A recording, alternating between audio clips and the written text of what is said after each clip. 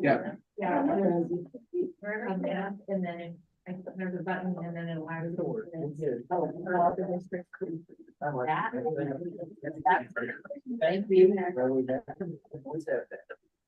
That's what makes it. I know, we have to have this chair for that. Because I did it. I don't even know. That's what we will ask. We'll make that.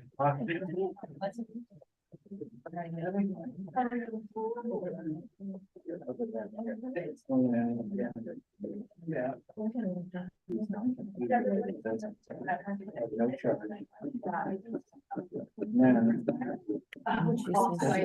probably. Here we go. We'll come back. But at the same time. There. Now I'm on. Now I can do Okay, it. let's see. Is there anything Or what? to do? The reimbursement, the form that you sent for I me, think. Yeah. Launch it. I see. Okay. do I fill it out as though I'm the district? No, you would fill it out as a person. And then you have to wet sign before they can, Okay, just because this money's not coming to me. You know that, right? then that one I don't know. That's why, you know what I mean? Like, Yeah. that's why I was like, I'm just gonna ask you, it's going, I'll have to ask. 244 paid for it, so they should get they're getting the money. Okay, Cause it was before I was on. Anyway. okay, yeah, no problem. I will, Let me know, and I'll send it, whatever. I just wanna make sure I did it right. okay, Thank you. I will find out, because I don't know that answer. Okay. Oh, waiting to be a couple, waiting. Oh, here we go. Now I have people. At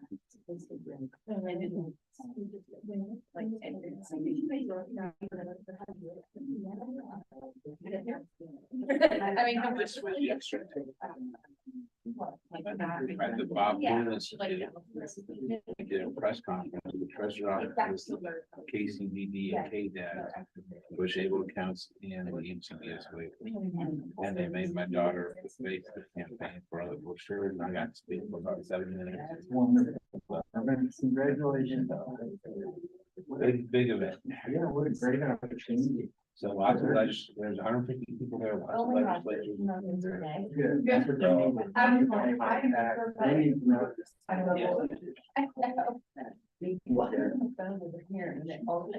She looks like she was enjoying it. She got nervous. Well, she did really good. Yeah.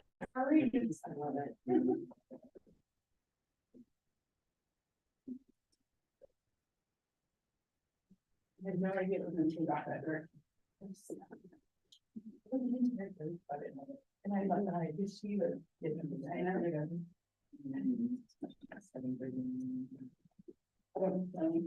was great.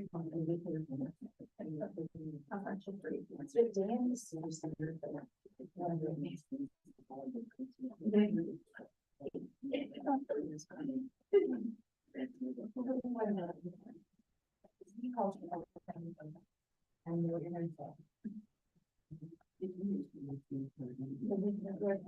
no, there's.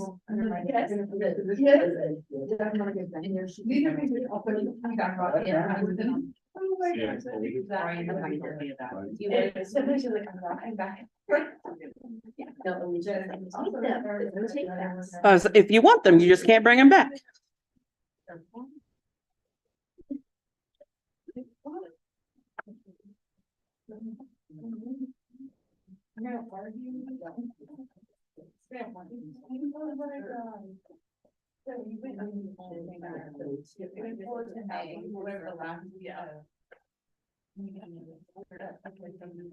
Are you in? Yep, we are good. Eric got Sarah to do it. And do we have drinks? There's coffee. She said there was coffee out there. I'm Yeah, assuming there there's water usually is too. out at the counter. Yeah. It should be water in the barrel. Yep. We have coffee and water out there at the counter. And then there's snacks over What? here. On the back. There's one right there. Gluten free, people that are gluten free and everything free. And bars are gluten-free. Everything free. Everything free. Are they calorie free, Bert? I don't know. Yep. They are. By the end of the day, you burned it off, so real math. Real math, I burned it. Or Even like cardboard. celery, the negative calories in there. Chewing it. Yes. Your girl might be real. I love, that's my water. Yes, please, Lindsay, I would want water, anybody else want water? Thank you. Captions are We working. hear that in our conversations with the girls at every meeting. You do? Oh, yeah, at least once. It's under $5. It's free, it's free, I was like. That doesn't matter. How much did we save on that? Yeah. Yeah, that's probably not. I'm already returning on that. So when you return it, then the things you buy, what you got from your returns, they're free, that's cool, yeah. And that. You have a paper agenda. I did make extra copies because I remember you asked for it last time. I make notes on those. Yep, I did remember. Does anybody else want a paper copy? I like six, seven. You are saving that. Here's an extra one. Oh,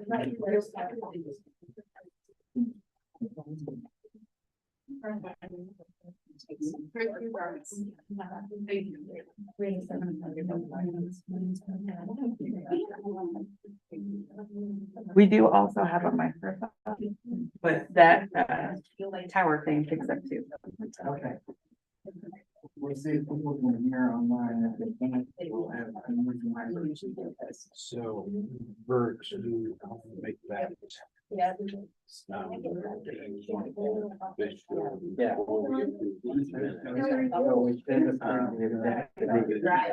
Make that change. And then approve the minutes after that, because they're all. Yeah. Good idea. Feel like I'm running the meeting. Yeah. You can sit by Marvin. Marvin is. I don't fight. That makes you feel. Any kind of way.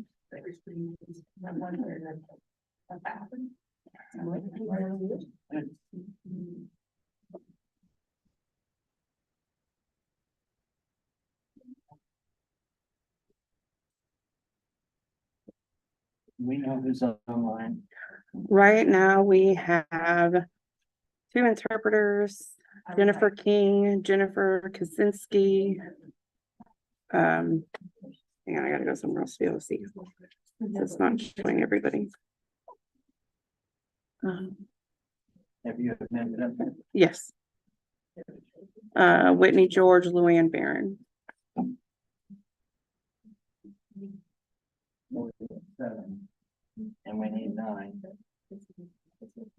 For quorum. Yep. Brandon Gay will not be here. He sent me a message earlier.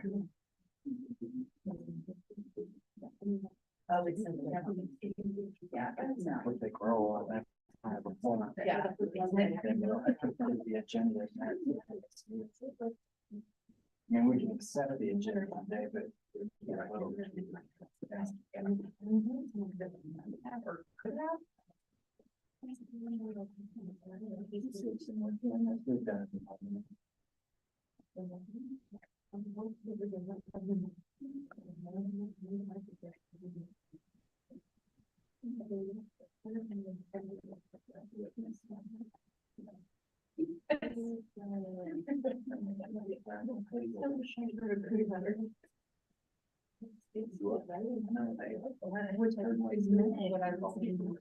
Okay. Oh, my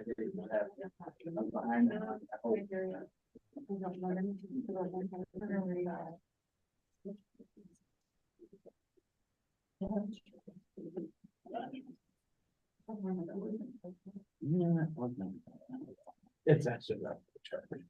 Well, I.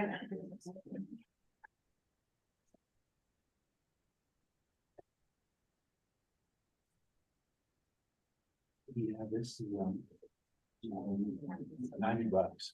Second screen. You want to check real quick if this works before we get started? I just wanted to explain. Yeah, I was. Yeah. Working. So we have So to now we do have This one too, this is the speaker. It's so cool. That's Oh, so this one. That one is the, yeah, That's for the video. yes, How this do is I the video. share? Pull this out and put it into here. It will pop up on these screens? Yes, Oh, okay. right now, I don't know why, but it's only doing my presentation for whatever reason, which is fine with me, because I didn't necessarily want. There you go. There we go. Okay. So yes, we'll just have to plug both in. And that one goes over here. Hey, John. How are you? Good, how are you? Good.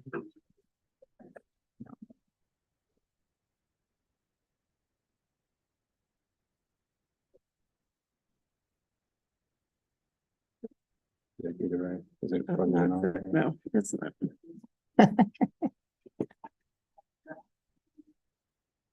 Now what did you do? Messed with it and now it's not working. All right, Alicia, I Okay. my phone, basically my phone will do sound and stuff until I can get it fixed for my computer. Okay, Thank you. no problem.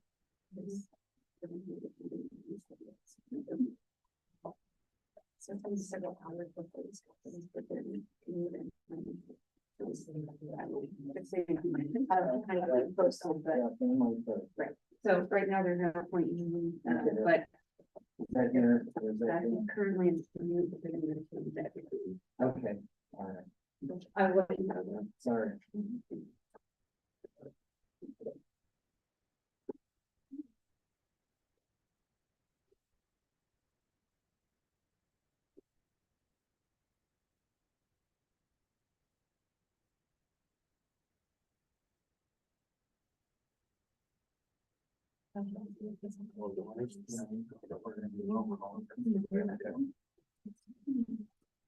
Well, good morning, everybody.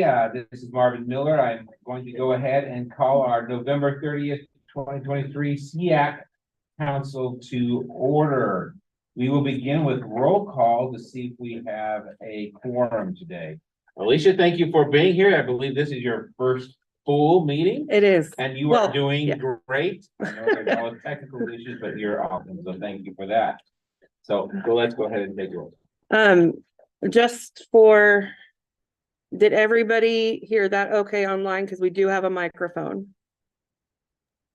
Yeah, I could hear it fine. Okay, so Jennifer King, Here, Marvin, Here. Troy Pitch, Jennifer Kaczynski, She is here, but she cannot come on video. okay, Jennifer Kurth, Whitney George, here, Lena Kisner, Here. Rebecca Schultz, Sabrina Rischel, Brooke Moore, Here. Chris Raffett, Jose Cornero. Did I say that right? Yes, she did. Thank you. Present. Thank you. Charity Porter, Jessica Lopez, and Roxanne Zillinger.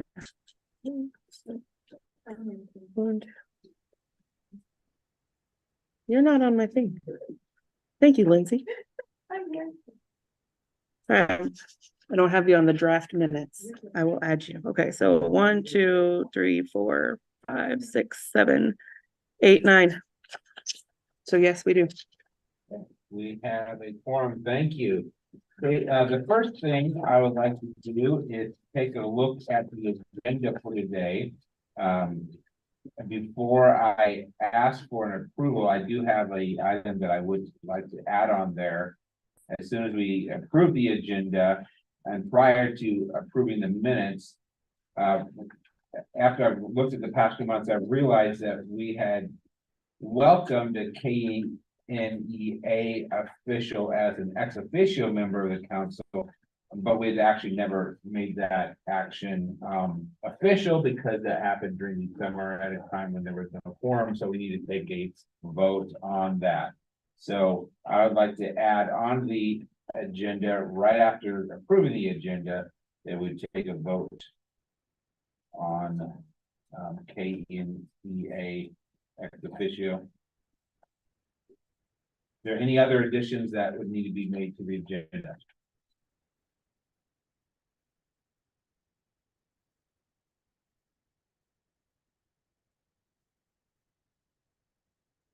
Hearing none, I would like to entertain a motion to approve the agenda as amended. So moved. Brooke Moore, moved, A second. Lee Graff a second. I assume we have a poll for those online. Yes, I just put it on. Okay. All in favor in here, say aye. All opposed, same sign. And the online poll says, 4 that approve out of 4. okay, so we have approved that, thank you. Now, going to the part of the agenda that we just added on there, I'd like to entertain a motion to make it official that we can have a KNEA representative as an ex officio member of CIAC. Would anybody like to present that motion? This is Lena, and I make a motion that we add KNEA as an ex officio member of CIAC. This is Lindsay Graff, and I second. Thank you. I'm trying to figure out a poll. So, You have a poll? no, I'm trying to figure that out. Otherwise, you could have the individual vote online. Yeah. We Oh, can do here's that one too. for motion approval. Okay. So while they do that, all in favor in the room, please say aye. Aye. Any opposed, same sign. 5 out of 5. 5 out of 5 online, that motion carries. Thank you. So, I don't know if Adelia Schumann is on the line today. I know she's not here. She. Yes, I'm here. Welcome. You are now officially an ex officio. Thank you So so much, Martin. Thank you. And I Okay. think we got someone I'm going to be off camera today as I'm home recovering from surgery. Oh, our best wishes for you and thank you for being. We have Thank you. 5 out of 9. So do you know who joined us, Alicia? I don't, I was just getting ready to do that. So she's online, Jennifer's online, Marvin's here, Jennifer King's online. Here, it's here, online, here, and Lindsay's here. So there, yeah, so there should only been 4 voting, Okay. Just one question. so. Okay. Thank you very much. We'll now move on to the next part of our agenda, and that is to review the minutes from September 28th. I believe most of you should have had those emailed. They're about 26 pages. I'd probably call those hours now because they're 26 pages, not minutes, but they are very thorough. Thank you. It is a transcript. Those notes. The only thing that I would suggest that we edit is that under ex officio reports last month, we did have Adelia give some great updates on what KNEA is doing. We might just want to place that as a visiting guest report since she's not officially ex officio until today. Okay. I just have a couple spelling errors on page 3. First paragraph, my first one, Lena, not Lena. Oh, I'm sorry, That's okay. And Kelly mentoring is KELI. K-E. Oh, I Googled it. And it's not all that important. Because I'm here, so that's what's important, but Lindsay is going to be. My bad. Misspelled both of you. Yeah. Okay.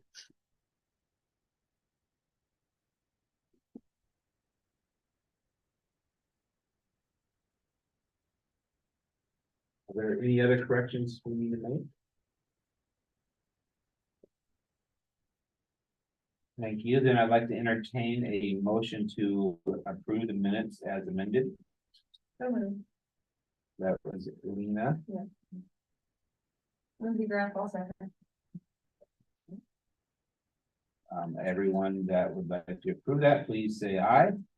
Aye. Any opposed, same sign.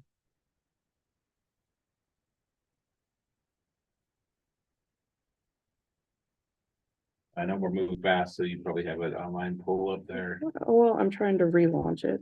Okay, here. I didn't know how to do that. 3 yeses. Oh, 4 no. Okay. So that has been approved. Thank you very much. Okay, we will continue on. I know at 9:25 we have a time slot for public comments, so we will probably pause there and double check if anyone comes online. Or is there anyone here that has prepared for public comments later? Yeah, okay. So we will still stop at 9:25 and double check that as well. But I think we'll go ahead and move on to Brian Dempsey and talk about indicator 4B, which if I recall was looking at the suspension expulsion data and changing the formula. Okay. Swap out. Buy some time.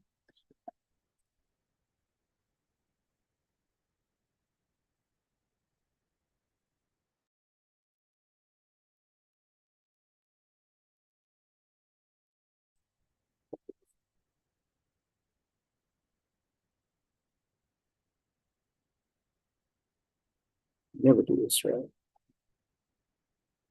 We'll just do this. This is the presentation that I did for you in September. So as a reminder, we talked about this and Marvin's correct. This is about suspension and expulsion 4A and 4B. Indicator 4A and 4B are 4A is a results oriented and 4B is a compliance indicator. And these talk about suspensions and long-term expulsions of capabilities. 4A is focused on just overall, and then 4B is disaggregated by race and ethnicity. So I'll try to go too quickly, but I'll try to go a little bit slower if there are any questions. And we were going to come back at this meeting after everybody reviewed it and talk about the changes. So as a reminder, OSEP, we submit our SPP APR every year to OSEP, and every state receives feedback last submission on 4A and 4B about whether we're using the appropriate methodology or reviewing the methodology, and does it align with what OSEP wants as a methodology. So historically, what we used, we had a baseline, we just set a flat baseline of 0 for the state. And then we said anybody that is 2% above that is identified as discrepant. And then we had an N size or cell size of 10 and an N size of 30. So you'd have at least 10 students with disabilities and 30 overall. And historically, that excluded almost every district in Kansas. So we really weren't looking at any district. And so what we proposed was, so the methodology is a little bit different, even though other states historically have done the same as what we did. That's not really the methodology that's described in the OSEP guidance. So we looked at proposing eliminating the cell size and having that at 0 and keeping the N size as 30, and then comparing to the state mean. And so, and then doing 3 times the mean as a district we would analyze. Okay. And so that. Take a break. They have no video. Sounds good. We still have no video or presentation from the room. Okay, so no video. So they're not seeing the screen. Are you on Zoom? Oh, I'm not on Zoom. Aha. So do we probably need to link back up. It doesn't matter whichever. Okay. So I didn't join on Zoom. So so we're seeing my slideshow. They are not online, but they can hear me. You want me to keep going, Mark? I think it'd be helpful if they could see what you're presenting. Okay. So how? Is that, Can you share it to Alicia? And then Alicia. yeah, can Yeah, can you email it to me?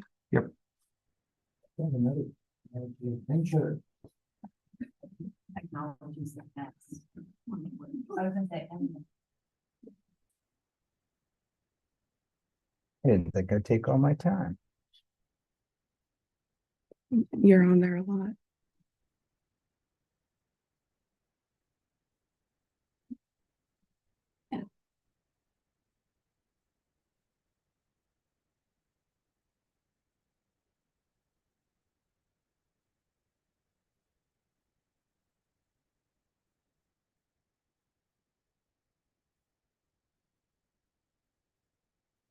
I do have one of those clicker thingies here if you want to use it.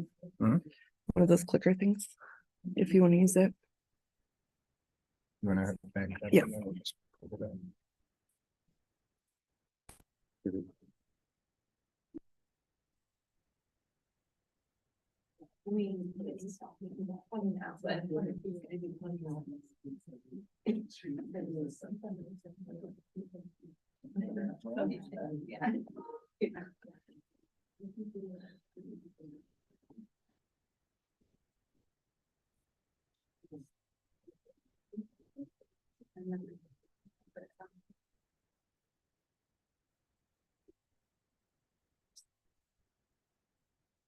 How do I share that screen?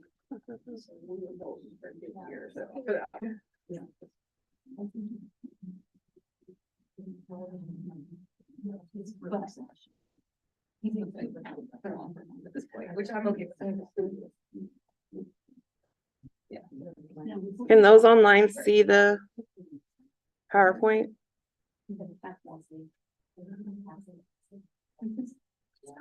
Yes, we can see it. They can see it and we can't. Okay. You have two Zoom screens there. You're not hooked up in here. Come on, Trish.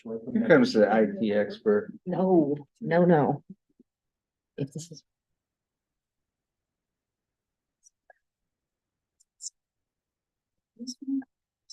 Oh, yeah. Oh. And whatever you have here. will You be said there. window what? Window P? It's asking if I want to project it. So That's how I window wrote P. it. Yeah. Okay. Window P, yeah. All right. Cool beans. Got it? Oh, yeah. Okay. Thank you all for being patient, and I appreciate all that, you that could jump in and fix that tech. So we'll go ahead, Ryan, and begin again. I'll interrupt you in 7 minutes. Thank you.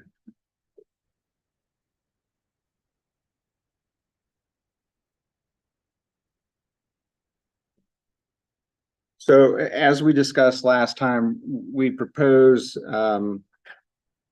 reducing the cell size to 0 and 30, and then doing 3 times the mean and evaluating those districts. So if that captures any district, their responsibility then is to review their policies, procedures, and processes, and we look at for 4B as well, their PBIS, which is positive behavior interventions and supports. And then if those align, that's fine. If not, there's further TA that we would provide. Brian, Yep. can you just clarify the end size of 30? Is that they had 30 kids who were suspended or expelled? Is that, or that they have, like, I'm not clear on what that is. That's a great question. I thought it was 30 students with this. I think it's 30s with disability. In their district? Yes, Okay. yes, Dean's, yes, thank you.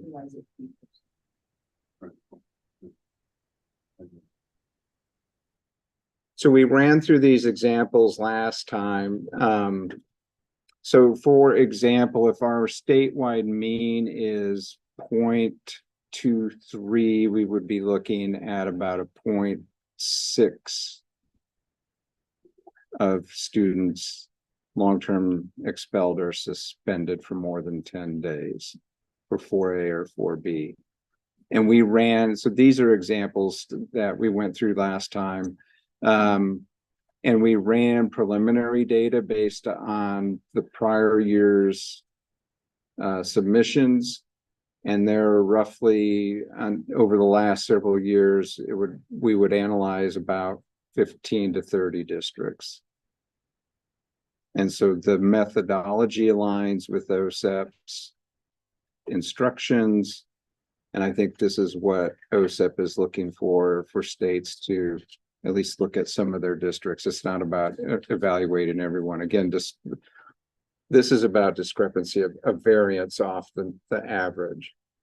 So if everybody's suspending at the same rate, even though it's high, that's a different issue we would have to talk about, but it wouldn't be a 4A or 4B problem. Okay. These are to catch the outliers.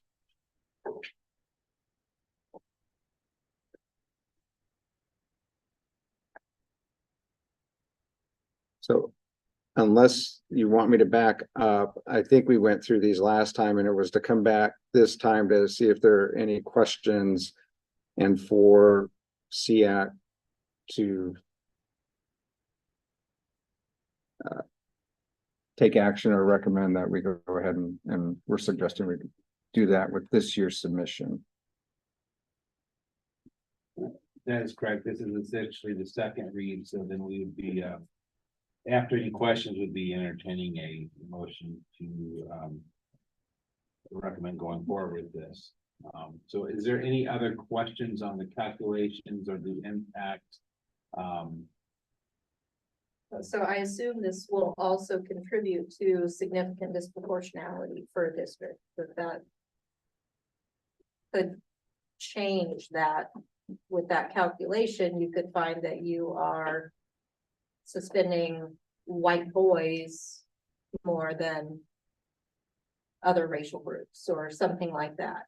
I mean, how does this tie into significant disproportionality? They are different calculations and they look at, so the measurements are different. So I don't think changing this methodology is going to, so if the question is, if we change to this, are we going to identify more districts through significant Right. disproportionality? No. Okay. They're different calculations. Okay. And we do look, but that is, so the equity and IDA, we do look at significant disproportionality indicator 4, and then 9 and 10 as well, which is about discrepancy and identification. So all of that is about equity, but they're 9 and 10 align with 4 as far as calculations, but SIGDIS is a different. Thank you, Brian. We talked about the difference multiplying 3 times the mean, and then I think somebody said mean, but it's the mean. Mean, not yes. mean.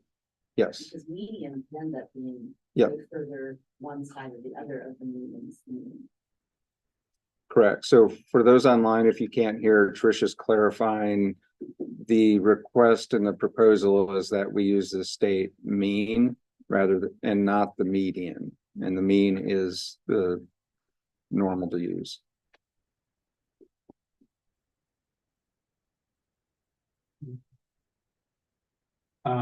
So I do have a question. When we assuming we approve this and this is what you send on to OSEP, when would be the first time you're actually starting to look at this, review this? About a year, 2 years from now, or The submission. So we are prepared to submit the SPPP APR by February 1 of 24 for our federal fiscal year 22. So this will be looking at school year 21-22 data. So we would run this, and then when I come back in January and review our submission, proposed submission with you, you'll see this calculation and what the effects are. And so then when would school districts be notified that they were flagged under this, that they need to start working with you to take a look at that? Would that be? So following the submission at the end of January by February 1, there's a period where districts are allowed to review their data from March to April. And then remember, OSEP reviews it and they provide comments by early April. And then there's that quick 2-week turnaround for us, so this isn't really final until the end of April, but by mid-April, districts have to, if they object to anything, get back with us. So the SPP APR website that local districts log into, those numbers would be recalculated based on this new formula. And then we would be able to see that updated calculation. Correct, after it's finalized, right, when we do that so historically, that's the email we sent out in March, verify your data. So by the end, then you have 30 days to do that. So by mid-April, when that finalizes, that's what will populate into the website. And it should show up on your APR report. That you normally get in April. And we get the data calculated in March, send it to the directors to review, and then would make it public to the superintendents 30 days later. So I believe that is how this will roll out. But I also assume this is a key step in, not just, I mean, aligning obviously with OSEP and preparing for that, our on-site visits and, you know, all of that. We've got, that we're in the process of and have to, you know, in the near future, so this is a probably very important step for us to look at and make some kind of a change. They called it out in our last SPP APR as an issue that we had to address. And so we have to report it out in this rendition, this 22 version. And then they can say, well, that's okay. Or they could come back and say, we need more information, or you need to have TA immediately because we're not accepting of this. So we'll find out a little bit from them and see as we get feedback from them at that April 1, when they give us that our report back. But if they see it before then, they may contact us before then and say, we need more information, or you need to recalculate. I would like this to come back to SEAC at some point in the near future after we've gone through this process for the first time to see what OSEP has said to us. What month or what would that time be, Brian? Be next September or next year? We might have some information for you in April at the April meeting. Right. They can't hear what the table's saying. That's our That's why last the microphone meeting is here. up there. So by April, we should have something, and if they contact us before then, you can come back in January 10th or 11th, and we can give you what we plan to submit. But the other issue is that by April, we should have a preliminary report. Okay, I think April should be fine. I know January looks pretty packed as it is. So. Do you need us to speak louder? Yeah, they couldn't, Okay. the interpreters could hear you, so there's the microphone Okay. for the table. After that box, sorry, but evidently not. Okay, any other further questions or discussion on this before we move to a vote? Okay, hearing or seeing none, I would like to entertain a motion if we want to approve this new calculation to be submitted to OSEP. Entertain my motion, or I'll move, so moved. Okay, Brooke Moore has moved that, Second. and Lena has seconded that. It appears that a poll is up, so 4 out of 4. so we're good. So all in favor say aye. All opposed, same sign. And it looks like that has been approved. Thank you. Thank you, Brian, for that. And thank you, everyone, for working on that.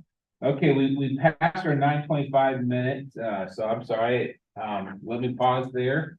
Are there any public comments from anybody on Zoom, online, anywhere else?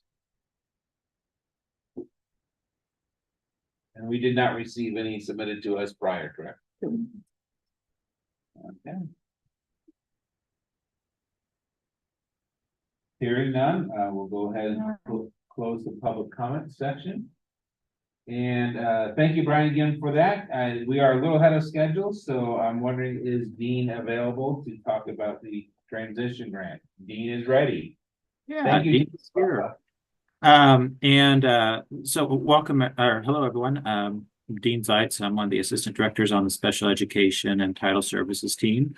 As promised, we wanted to just provide again, today, just still a brief update, but an update on the Kansas Youth Transition Network grant that Kansas was awarded just prior to October 1st. And I don't know if it's been disseminated just yet because I just forwarded it to Alicia, but did forward the one-page abstract of the project just so that you all have it because I do think that's handy. But what I want to provide today was just a little bit of an overview of what it is and to make sure it's on your radar because it is something that we will be continuing to update you on and involve the Special Education Advisory Council in. So for those of you that aren't familiar with it, because many of you were part of this, the Kansas Youth Transition Network was the project that was approved by the Office of Special Education Rehabilitative Services as part of a competitive package of grants that OSERS released back in mid 2023, so just a few months ago. And it is the OSERS project's intention was to improve coordination of all agencies and entities around secondary transition of students with disabilities, with particular emphasis on geographic and cultural diversity. Kansas was one of, I don't have the exact number right in front of me, but approximately 23 states that did ultimately receive one of these improvement grants. It is a multiple year project that began on October 1st of this year, 2023, and will continue for 5 years. The first year, the year that we are in now, the 23 to 24 year, is all about building the internal pieces of this coordination project, with the 24-25 school year being the actual pilot year of first standing it up. And then the subsequent years are the continued expansion, learning from what we're doing, continual improvement, and moving to something that would then be sustained afterwards. And the what we are doing, and again, this is also going to be summed up in that abstract that's going out if it hasn't already, is that it is a combination of the Kansas Department of Health and Environment, KDAD, so Kansas Youth, it's the KSDE, the Centers for Independent Living, the SILs, and a variety of other partners are collaborating together to launch local youth transition networks in different communities around the state. This project will target 5 specific communities, beginning with that are geographically and population and diversity diverse or culturally diverse, so that we have a good representation of the different sorts of experiences that all of our students have to deal with as they matriculate through the K-12 pre-K-12 system and then up into post-secondary. It is going to begin with being piloted in 1 to 2 specific communities in the 24-25 school year, and then will ramp up from there. In the course of administering this program, one of the both the requirements and one of the goals of our project is that we will stand up whether it's a new website or building additional functionality into an existing site, a place for providers, students, families, and the public to have ready access to be matched up with the resources that they need, both professional development and supports for providers, whether that be at the educational level, both rehab, pre-eds, everybody. the entire ecosystem, as well as for families and for students to be able to build that infrastructure and make those connections.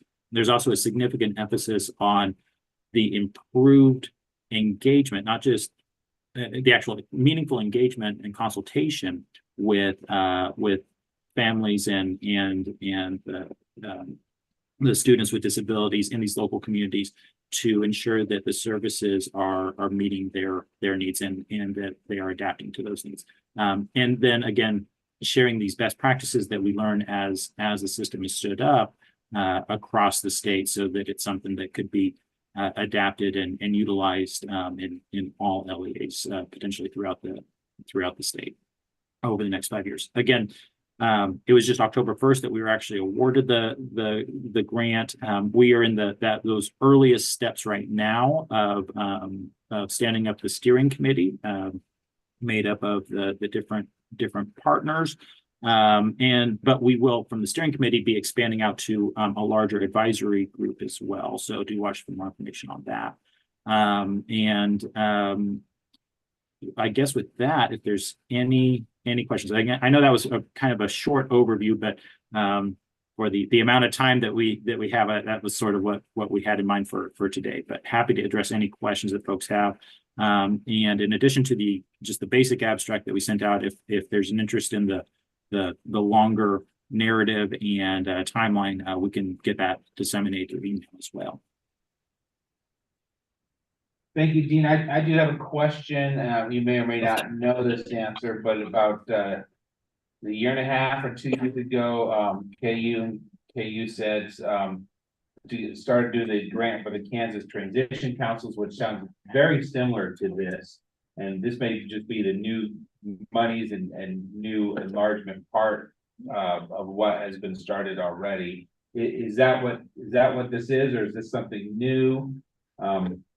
Are you aware of that? Trish is over here nodding her head, so she may know something more about that. And I'm not sure you were aware of the Transition Council project that.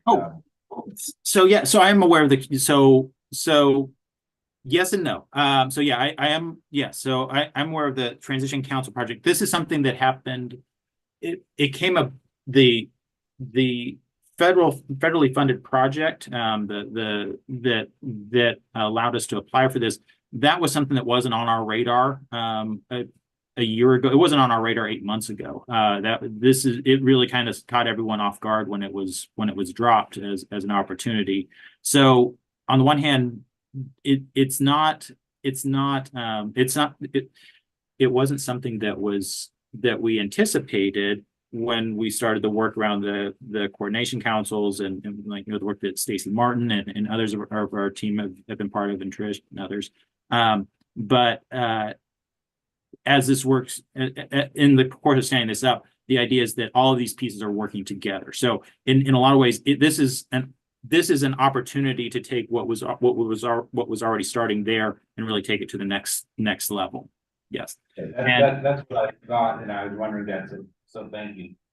Yes, absolutely. And I see a question in the chat from Mike Burgess about is the KUCDD overview the abstract you mentioned? The file might have been called that. Let me just take a quick look because I just had it pulled up. It's possible the actual file that would have gone out actually would say the Kansas Youth Transition Network strengthening partnerships to advance transition and employment outcomes for youth. But Mike, it is and I guess I can't believe I didn't explicitly call them out. Yes, KUCDD was integral to pulling these different pieces together and remains an integral piece of this work moving forward. In particular, I mean, there was a lot of people who did a heavy lift here, but Evan Dean, and I've got to really call out Evan Dean in particular, and the team there did a lot of behind the scenes work to pull all the different pieces together amongst the different agencies and entities, and what was a very quick turnaround to pull together this project. And KUCDD is one of the integral partners who will be part of actually supporting this work.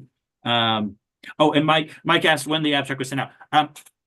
I don't know if it has been disseminated just yet. I'm sure before the end of the day, Alicia will forward that out to everyone. And that's on me. I was going to originally bring hard copies for you all today, but I am home with a fever. So I didn't think you wanted me coming there. Oh, no, you're good, Mike. But I did shoot her a copy via email just this morning, and she'll get that out to all of you. Yeah. Marvin, you brought Question? up KUCD. We could always have Jennifer come and present the CI. Yes. Because they have 44 individuals that work for KUCDB, and they have multiple projects they're involved in. Right. And it might be interesting to have her talk to us about all the engagements that they're doing for transition. Yeah, I know they mentioned my transition, my career at our September meeting. That's what I think that was the seed of this idea. Now it's just gotten bigger, which is great. And yeah, I think we can welcome them back in April or sometime and give us even more information on how this is progressing. To piggyback on that, I'm on the Kansas Transition Coordinating Council still, even though, so I get to work with Stacy Martin in our agency on that. And Jen Bumble and Shada Rayleigh did that survey, and they sent it out to all the parents who had special needs children. Sorry. And they have all the data back on that, and Stacy could possibly share that, as well as Sean Swindler from KUCD. The volume's on the side. I'm not sure they sent it to the family. Maybe they sent it to the, for some reason I thought they were, like, for some reason I thought they were still waiting to send the family. Yeah, and We have been a question, so maybe it has. and we have things we do, and we do at home, we can- Right, yeah. I just would, I know we've been asking about the family part of it, so I may have missed it, but. That's the new, yeah. But that would be good to add to the report out.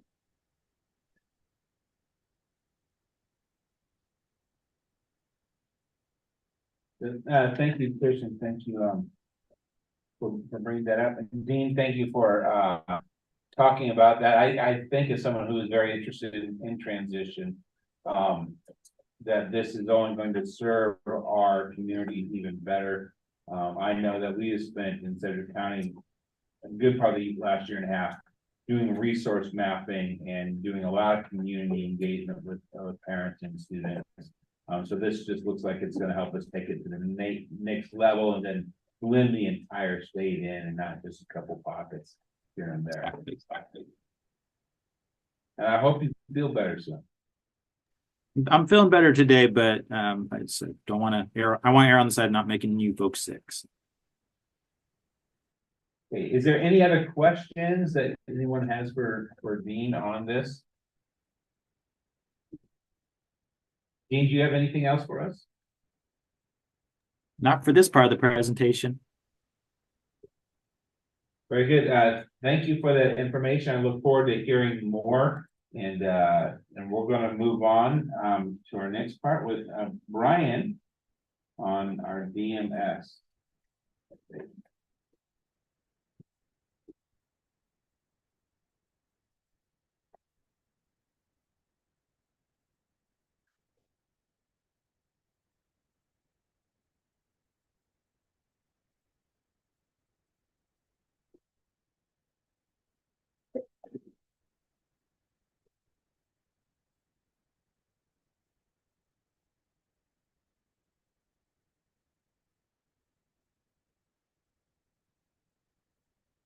Okay. Differentiated monitoring and supports, DMS 2.0 is what they call it. It's OSEP's general supervision responsibility of monitoring the states. So I've talked about this before. I don't have my prior PowerPoint, and we've been through that. And I think this may be a standing agenda item moving forward to update you as well. So where we're at, if you recall, we're still in the fall and we're in the initial stages of our internal review. So we have a core group of leads. So differentiated monitoring supports involves 8 different protocols. And we'll talk about the child find, but the protocol is essentially from OSEP, and it's a guidance of what they're looking for. So it's pretty detailed. They have questions, and it's really to drive the states into here's what we're going to look for when we come out to your state and we talk to you, and we're doing your website reviews, and we're talking to your stakeholders, and we're talking to LEAs. These are the areas we're looking at and for information. So where we're at this point is doing internally reviewing our website and processes and policies to answer these questions. And do we have this information? If we do, great, where is it? And pulling that up, and that'll lead to binders for OSEP to look at eventually, and we'll upload the documents to them. And then if we don't, then is it something that we need to have and develop it now? Or if it's something that's more longer term, develop a plan for that. So the 8 protocols center around integrated monitoring, fiscal, SPP, APR, dispute resolution. Those are the big ones, but they all are part of this. So that core team meets twice a month now. At the beginning of the month, it's a shorter meeting, just touching base, where are we at and what are we going to do at the second meeting of the month. And then the second meeting is a working meeting as well. And then we review where we're at and then work on looking at what we have or what we need. That core team isn't responsible for all of the work. They reach out to people that can support us and identifying the information. At the same time, right now, NCSI, the National Center for Systemic Improvement, which is a national TA provider through OSEP, is working with us to review our website from an external standpoint. And then I'm meeting with them in 2 weeks, I believe, to review what they have found. So they're going through the protocols as well, seeing what we have on our website, and then identifying if we have it. There may be what they are looking for is, do we have it? Do we not have it? And if we have it, is it okay?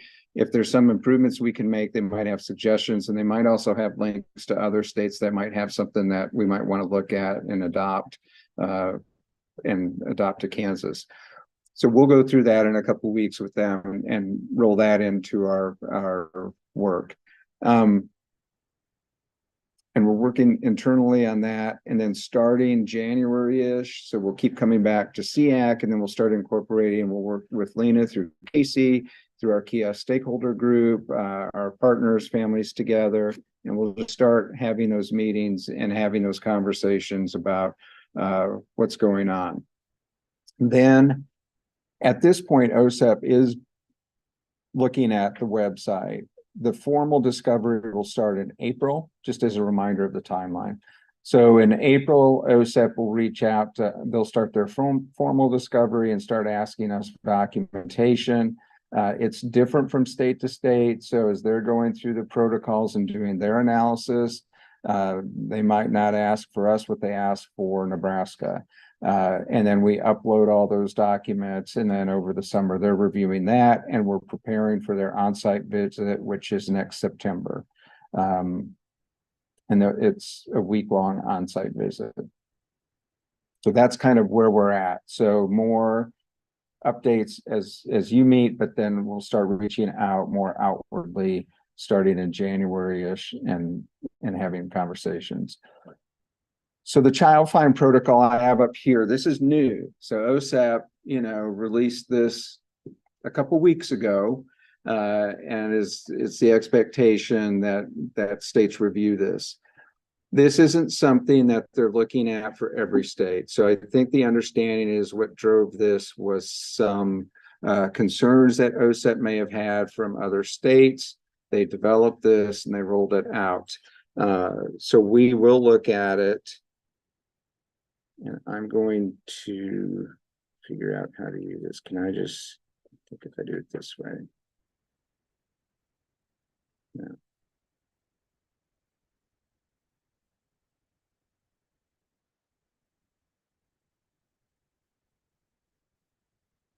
So you see on the left-hand side in the blue, considerations in selecting states. These bullet points are kind of what they're looking at to identify states that they might ask about child find and do a little more in-depth analysis. And as we go through these for Kansas, none of them, we looked at it internally briefly. We'll look at it more when our core team gets together, but nothing really jumped out at us that we think would be a red flag that OSEP would want to look at us. But I'd rather be prepared than not prepared. So we'll go through it and make sure that we're ready for them if it's something that comes up with them.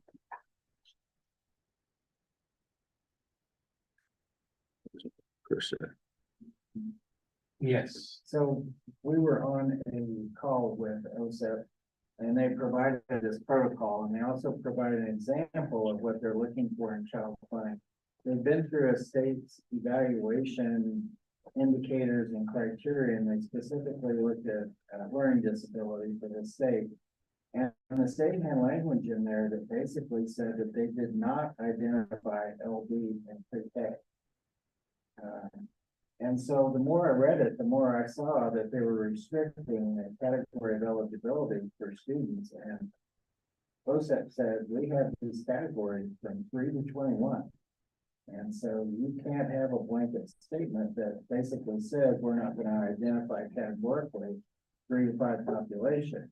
So the child find actually was that they thought they were restricting the ability to identify students as having a disability by negating the ability to identify LD and pre-K.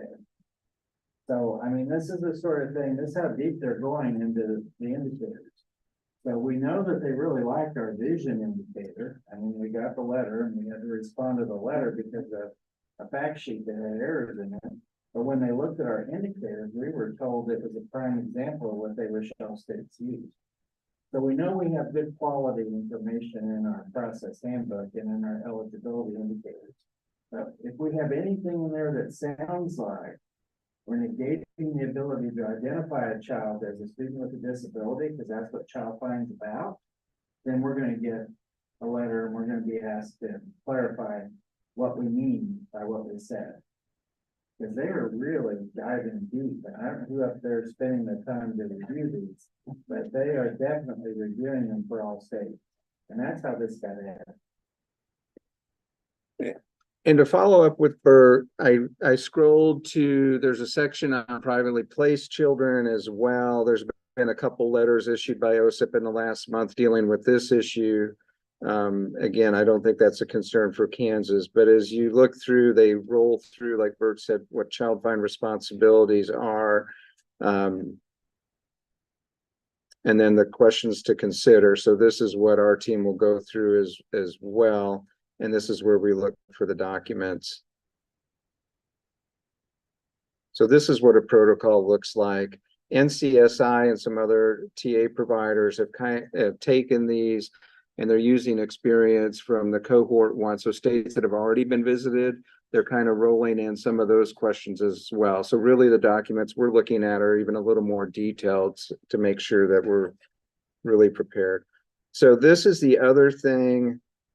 This isn't in the protocol. I put it in here because I'm not tech savvy and I was working on the fly over there. And so I just wanted to show you this link.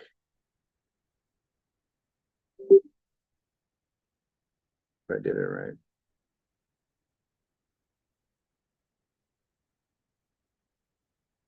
So this is a page on OSEP, and so we talked about in September, I don't think they'd issued any letters yet. So they visited a lot of states. Alaska waited 18 months, but they finally got their letter. So if we'll send this out, Alicia, I'll have Alicia send it out to you. And I'll leave the link on the protocol so you can get to this. And if you scroll down, you'll see states that have received letters. So you have Alaska's, and I'll open that in a second, but Kansas isn't on here. But if you look at dates too, they've uploaded old letters as well. So all of that is in here. So if you look for September 23 forward, you'll see Alaska, and I'll open theirs. Arkansas received theirs. They had one finding, and then they've got all older letters. And we aren't in there. And then if you scroll way down, part C is in here as well, and there's no Kansas letters from there either. But let's take a look at Alaska's and I'll show you.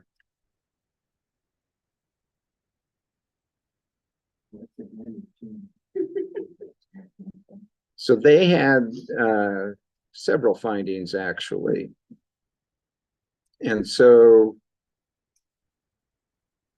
these bullets kind of indicate the areas where they had some issues. They had some issues in pretty much every area. They had, I think Alaska had, one of their findings was they didn't have an advisory council. Yeah, wow.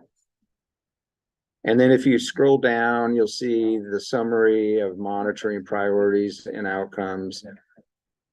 And so this is where you'll see more of the findings, and then if you scroll down, you'll see further. But so what we are doing as a team as well, and our providers are reviewing these letters for what is OSEP finding, and then we go through those as well. So Arkansas had one finding related to it was whether it was a reasonable time for correction prior to finding. So it was identifying non-compliance, and then Arkansas gave you an opportunity to correct. And I think I talked to the director and he thought there was miscommunication. They just need to tighten up their policy. And I think OSEP felt they gave too much time, is what their perception was, for the district to correct. We don't have that process in Kansas, so I don't think we'll have that. Yes, here it is. OSEP finds the state does not have a state advisory panel for Alaska, so that was a finding. Okay, so that's what they look like. Brian? Yep. So ultimately, it's up to these comments whether to take part in the bid to make sure that those guidelines are being met. Yes.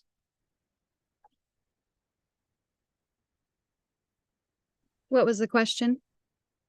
Oh, I'm sorry. The question was ultimately who's accountable for implementing IDEA and the guidelines. So requiring or establishing, I think, the state advisory panel and following everything. And it is the SEA, the state education agency. So KSDE.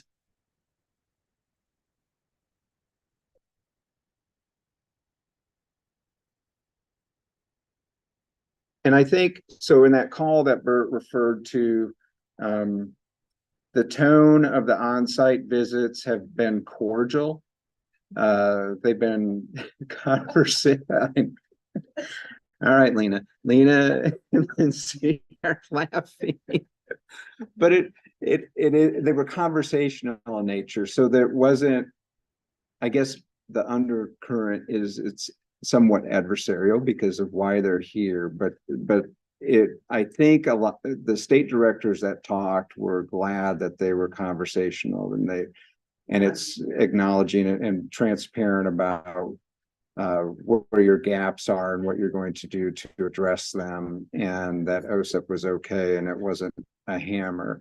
The other thing we heard, and we'll get some slides, and we've actually talked about and we're working on as well, it's about tell your story. So setting that tone when OSEP arrives, you have the opportunity to tell your story right off the bat and kind of set the tone with OSEP about what your system looks like. And it's not a lot of, I think the state that's going to send it out is just 2 or 3 slides, they said, but it really is just an overview. And we've been working on that as well. So you can describe it and kind of lay that foundation for them. But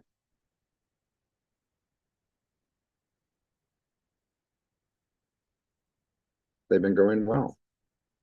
So that's where we're at for this month. So January, I can tell you more about our website, what the NCSI report is like and what areas we are focusing on and any new information.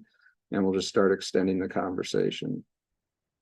We have 3 national TA, technical assistance centers, that are supporting us with EMS.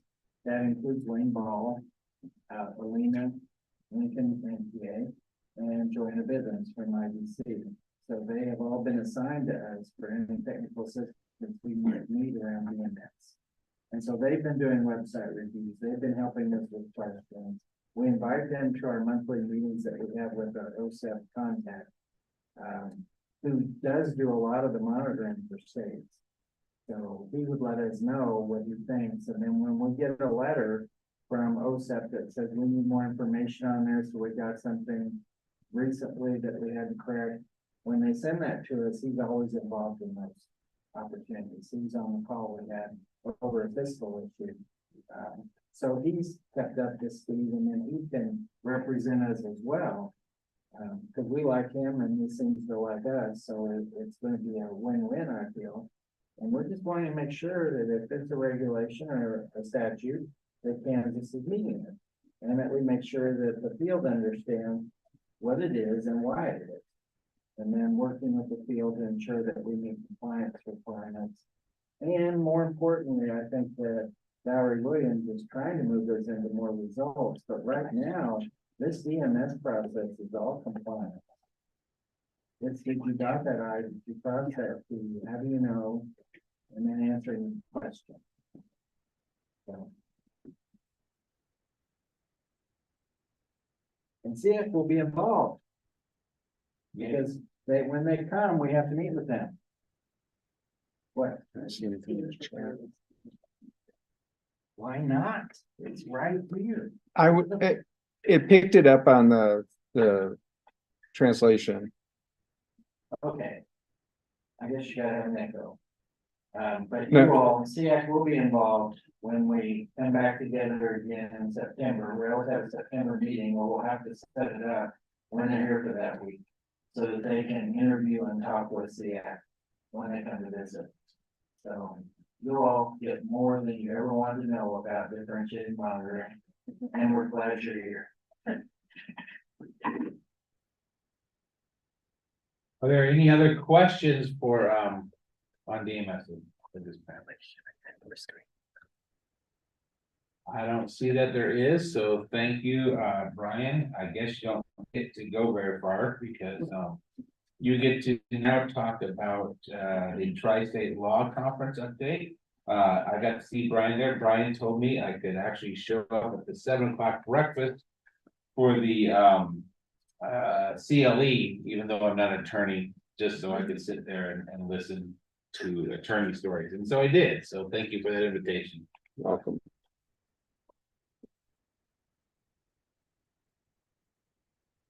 I know we had several people attend the Tri-State Law Conference. I know, Lindsay was there. I know anybody else? I saw Trish, yeah, saw a few of you. Bert? Or? Well, I'll let Brian go first. Since he presented, I wanted the opportunity to meet with the hearing officers, attorneys. So Tri-State happened earlier in Omaha. I think we had a little over 900 attend. It was full, even there was a waiting list, so those that couldn't show up, we were able to fill those slots. I think, as Marvin pointed out, we ran the CLEs early in the morning, and that was well attended as well. What is the C? Oh, I'm sorry, continuing legal education. So the lawyers so we don't get CEUs, we get CLEs, and they're a little bit different in each state. In Kansas, an hour is 50 minutes. In Iowa, I think it's 55. So Thomas Payne presents, and he uses his full hour the first day and then 50 minutes the second. But what's interesting, and I was reminded this year, Iowa attorneys have to, so Kansas attorneys have to have 2 hours of ethics every year. Iowa attorneys have to have an hour of wellness ethics. I guess some SEL education is what I got one day. It was so it was interesting. He started talking, I thought, what is he talking about? And then I remembered that Iowa has that requirement. So it meets, so the Tri-State, if you're an attorney and needs CLEs, continuing legal education, you get all 12. at that conference. So that's an opportunity if you're a lawyer and if you want to pass that out to your lawyer friends, it's a good opportunity. And then, Bert, do you want to? Well, the only thing I'd like to share is that we set that agenda, we meet annually at least once a month with CASE, which is the Technical Assistance Center, out of Utah. And they serve multiple states, and Kansas is one that we have contracts with them. And so it's Nebraska, Iowa, and Kansas that plan this conference. And what we try to do is pick the topics that are of high interest within those states, which normally means whatever's of high interest in Nebraska or Iowa is also of high interest in Kansas. So we present those topics and then we sit and we decide, all right, who would be a good presenter. And because we have 3 states where we used to provide these opportunities here in Kansas, we have a full day of law conference and we would pay big bucks for a lawyer to come in and speak to us. This way we pool our funds and we can get multiple attorneys, and it's a win-win for us and it's a win-win for the attorneys. So we have somewhere between 9 and 10 different speakers that will come in, and they have specific skills that we select them based upon their knowledge base. Karen Hossey seems to have a sense of humor that everybody's enjoying, and she doesn't serve Kansas, but she does work in Nebraska and South Dakota and Wyoming and so forth. So then we plan the topics, we plan for an hour breakout, we plan the keynotes, and then the keynote is usually a year in review where we talk about, okay, what happened this year and why is that important, and what could be the result if we don't dot our I's and cross our T's or listen to families or get in conflict. And some of them have hefty costs associated with them, so they like to share that usually. And some, the parent prevails, some the school prevails, some it's a mix. But this year we covered 504, we had a lot on mental health. That seems to be a hot topic. Discipline is always a topic that we try to talk about. Child find faith, that was also on there. Our top 10s, we had a couple of top 10s that we talked about. Suspension seems to be a real hot topic that we can always bring up. Behavior seems to be the generational, I don't know how many years in a row we talked about behavior and had behavior brought up. Transition is a topic that often we have someone present on. As I run through this list this year, MOEN, IDEA, and then we have Christine Manaskovitz, someone from there that usually talks about grant guidance and those sorts of things so that we know how to stay fiscally compliant. So it's a variety of topics, and I thought it was one of the best that I've attended.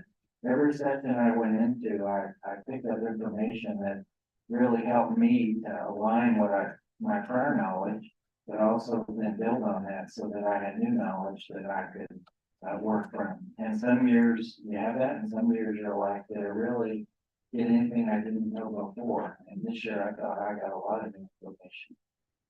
Now, anybody else want to share? Because I'll bring you the microphone.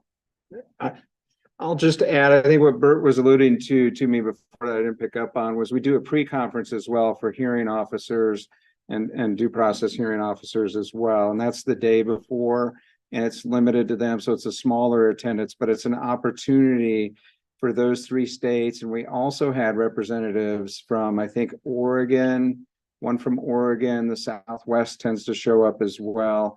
But it's an opportunity to get together and as Bert said, just affirm our knowledge and see what the issues are in other states, see the differences in how other states deal with complaints and deal with families and districts and parents and working together. So that I thought was a good day with them as well.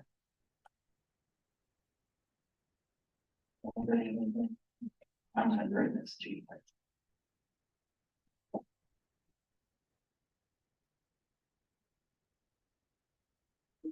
So Brian or anyone, I was on a director's call last month and KSDE presented and they mentioned, or the attorney mentioned that she felt like there should be more training around the Andrew decision. And I was just curious if that came up at the Tri-State. Go ahead, Lindsay. So this is Lindsay, and I've attended this conference for a number of years, and I have to say that in previous years, we've really hammered a lot on Andrew, and there's been a lot of stuff. I did not feel there was quite as much this year. So that could be to the point, but I will say in the past, it has been a big hot button topic that we've gone into greater detail on. So I'm sure it will come back up, but I just think this year the focus shifted a little bit because 504s were highly represented this year, where sometimes it's more IDA and a sprinkling of 504. It was a lot more leveled playing field there. Plus then also, like you said, the other topics that we talked about. So I think historically, but not as much this year. Is there a follow-up question?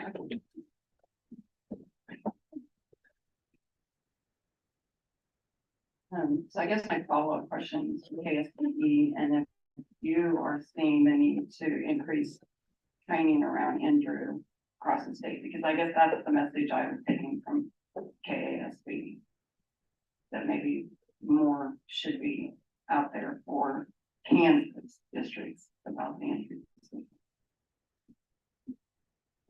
It was during that top 10, Brenna. I don't remember if you were on there, but she kind of did a top 10. And that's good feedback. I think that's something that we need to talk about too, and I can talk with Mark. So opportunities to weave that into our legal updates as well. And then any other opportunities, if that's a need in Kansas, we can certainly address it. And I think to Lindsay's point as well, Bert is on the planning team and I'm filling in for Mark for now. So, and I think we have a meeting coming up. So I think any feedback or input for Bert or I, we could take to the planning committee as well. In lieu of the child circumstances, I know that we talk about that frequently. I know in the file review that we do, that's brought up. Terry, you're primarily working on file review. Do you see that as an issue when you're out doing your reviews? I'll give you a microphone.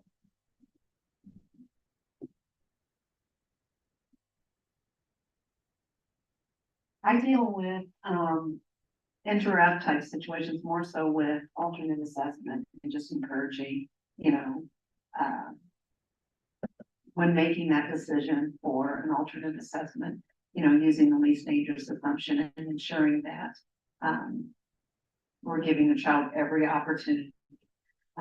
With file review, I wouldn't say it directly comes up, just because with our questions, yeah, you could say that some of the questions kind of look at that, but it's such, the initial data collection is done by districts, by the directors, so we don't see any data unless they self-report and then choose to upload data that they find, or on the random districts that are selected.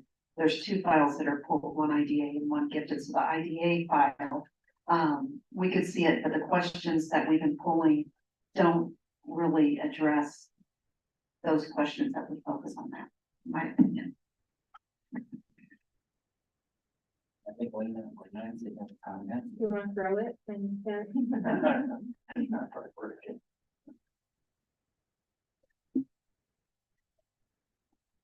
Well, a comment and a clarification, maybe. I think the educational benefit review work that KSD is doing is exactly what NREF is all about. And so I think there's been a lot of movement in the last several years that they've piloted that and expanded that. I guess my question, from not knowing what the context of the conversation was, is it really special ed that needs more information about NREF, or are we really talking about general educators and administrators that are getting in trouble because of decisions that are being made that don't align with NREF? And if that education on the side of KSDE is maybe produced by SETS team, but maybe the audience is not the typical audience that the SETS team works with.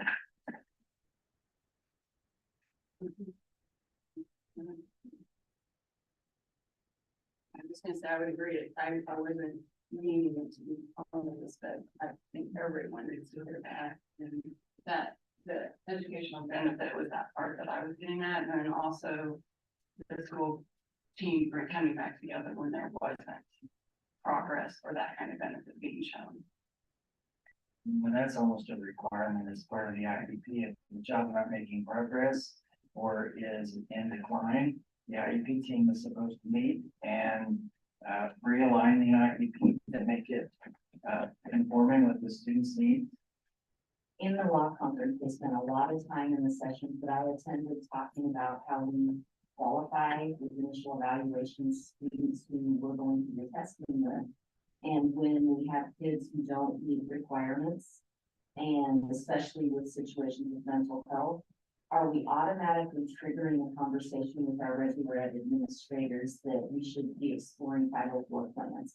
And that is where I think the education for Andrew F. with regular ed could be bridged, because it doesn't always trigger that. And a lot of their cases that they talked about that I sat in were, why was this kid not offered a 504 plan? Because it went from, we think the school thinks they may qualify for an IEP and they didn't, so they get nothing. And so there was no middle ground there. And there was a lot of conversation on Joseph's with that. That was Trish. Thank you. And this is Lindsay Graff, and I would say that if you have ever listened with any intent to gain growth to a year-end review and don't get the message to get that team back together, then you're asleep because you were not listening at all. Because I mean, whether it's behavior, whether it's academic progress, SEL, whatever, I mean, time and time again, so many cases I feel like possibly could have been prevented or headed off if they would have just got that team back together, not once, but twice, but 3 times. And so I think that although Andrew F., I said maybe was not mentioned directly as much this year, the concept of reuniting, bringing that team back together is a constant theme anytime legal is involved and with case or year-end reviews, in my opinion. Yes, very interesting. KSDE does not bring that information directly to KSDE. They don't seem to coordinate with us very well. Also, we don't get invited to the table of United School Administrators or to work with gen ed principals. And it's almost like we have to knock down doors to get those ears to hear. And one of the issues we run into is that we're not accountable to 504 because that is coordinated through the Office of Civil Rights. I like the idea that Valerie Williams is trying to reignite an OSEP OCR opportunity. And that may give us more guidance as the state on how we could support 504. Because right now, with no money attached to it and no staff attached to it, gen ed feels like, well, we're already accommodating, they don't need anything else. That's been my experience. So unless you really have a really strong general ed intervention team that looks at all levels of need of students and says Section 504 is something we will work on. Because if you ever get an OCR complaint, and I had 2, the first thing they'll ask you for is show us your forms and how many students are you currently working with that are Section 504. So they want to see that you haven't blown it off and that you actually are providing Section 504 accountability. And that was one of the things I had to do, and we had it. We had students that we had identified, especially students that were in special education and then were meeting their objectives, and so they were dismissed. And we were supposed to monitor them for 2 years. And that's when we had plans for those students. But anyway, I really like, Leslie, that you brought that up because I can bring that up to the planning committee, and we can also address that here in the state by getting KSDE and maybe some of the gen ed folk together and talk about that. Well, and I did pull it up, and I can send it to her. I did pull it up, and Lindsay, what you said is exactly, because when she was talking about it, she was referencing that, not addressing the lack of progress. Was it Ashley? Relative?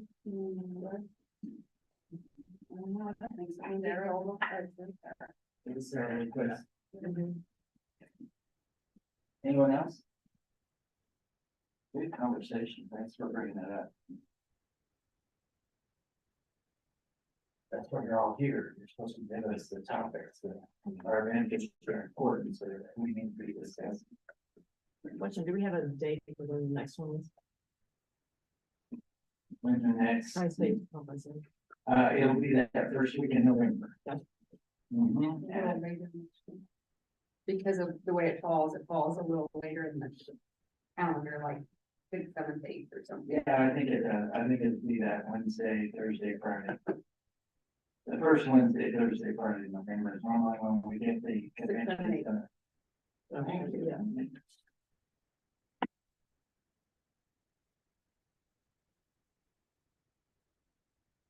Thank you for that update on Tri-State Law Conference. There, I think we covered that.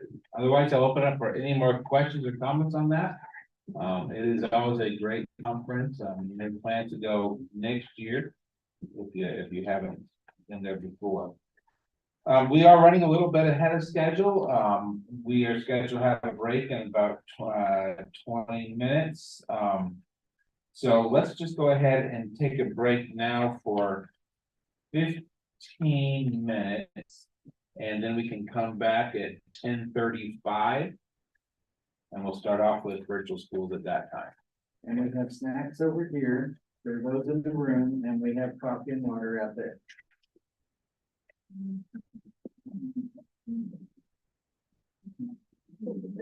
You're getting this figured out.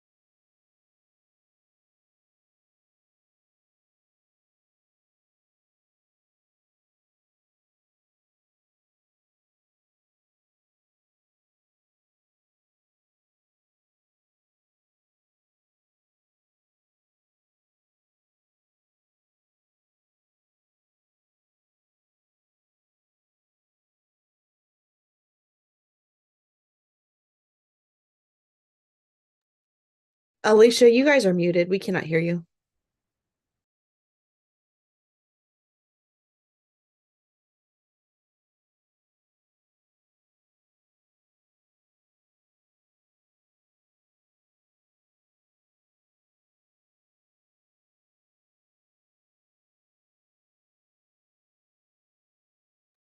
Got it. Can you hear me now? Hello again. Yes, we can hear you. Thank you. Great, thank you. So I just mentioned at our last DAC meeting, some questions, concerns, in the field representing other special ed administrators around, virtual schools and students with IEPs in virtual schools. And since that time, KSDE has, for those of you who don't know, KSDE is the Kansas Association of Special Education Administrators. And I'm the president of that organization. And this year we started what we call Connecting with KSDE, which are some informal online forums just to talk about a variety of topics. And so the last time we met was in November, a couple of weeks ago, and we were talking about special education in virtual schools and just the challenges that that poses. And so there's just a lot of angst, I think, in the field, given the explosion of kids with IEPs who are enrolled in virtual programs. And so one of my questions that I guess, and I did just reach out to Mason, and he said he would help me come up with ways to collect data. We may need to do a data request. So I was just proposing maybe that I work with Mason through the CIAC work to try to get some data. One of the things that I'm coming to learn is that not all students in virtual schools receive their services in the same place. And so some, the majority are receiving them in a home setting. Some receive them, there are a few virtual schools that have brick and mortar buildings. Some go into a public typical building, into a resource room setting. Some have console. That depending on, you know, if the data that's being reported in that the student is their responsible building or attendance building is a virtual school, we may or may not, you know, even know how many students are in virtual programs, because there's, you know, service centers who are then offering virtual education to students who are then in their accountability districts, but those service centers don't have building numbers. And so there's all of these factors. You know, I can tell you locally, I have 5 school districts in Reno County, and we went from maybe 5 students total on IEPs in 2 virtual schools to now well over 40, and 3 virtual schools in 3 years. And so, you know, those kind of changes are really hard to plan for.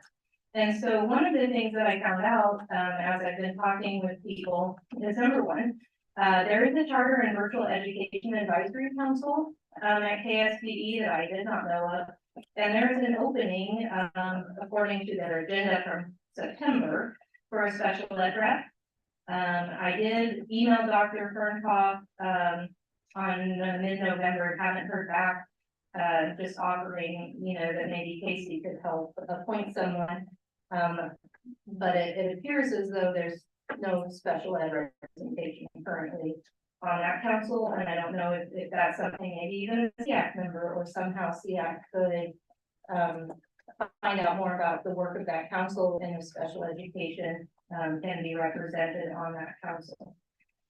So the other thing that I've been hearing from other special education directors is just how different virtual education looks across the state.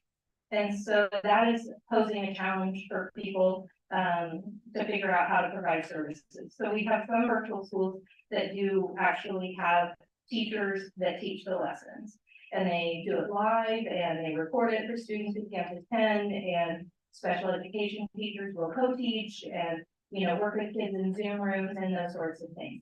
And then we are also seeing a good number who are using what really are credit recovery programs as the core curriculum. And so then what does special ed look like? Because if the student's 3 grade levels below, and that's what special ed was in the building, the online program is doing that. And so, then there's that difficulty of, well, what is their need, with that type of program? And then we have, programs that are working with private companies, that are out of the state. We had that happen in Butler County last year, where one of the districts, unbeknownst to the co-op, contracted with a private company, and then, in August found out 50 students enrolled in that virtual program had IEPs, and they had no one hired. And so that program is no longer in Butler County, but has made its way to another, co-op district, and they're facing the same challenge with that company not wanting to even share names of students enrolled. So they're not even sure they're capturing all the students with IEPs in those programs. So, on the special ed side, what do we have for support? We have a FAQ document. That's it. And that FAQ document is the legal guidance. But what we don't have is any practical information, any communication or collaboration on how we're supposed to be handling this and planning for it. And so I think, not knowing what's going to happen with the open borders, is also, going to be, an issue for special ed and, impacting our virtuals, because the other thing we're seeing is district virtual programs and partnering with micro schools. And so if you're not familiar, a micro school is really any person, who decides they want to open a home school and allow students to come into their basement, their church, their living room, whatever. And not just homeschool their own children, but homeschool other people's children. And so then we run into issues. They're enrolled in a virtual program. However, there is a brick and mortar building that's not their home.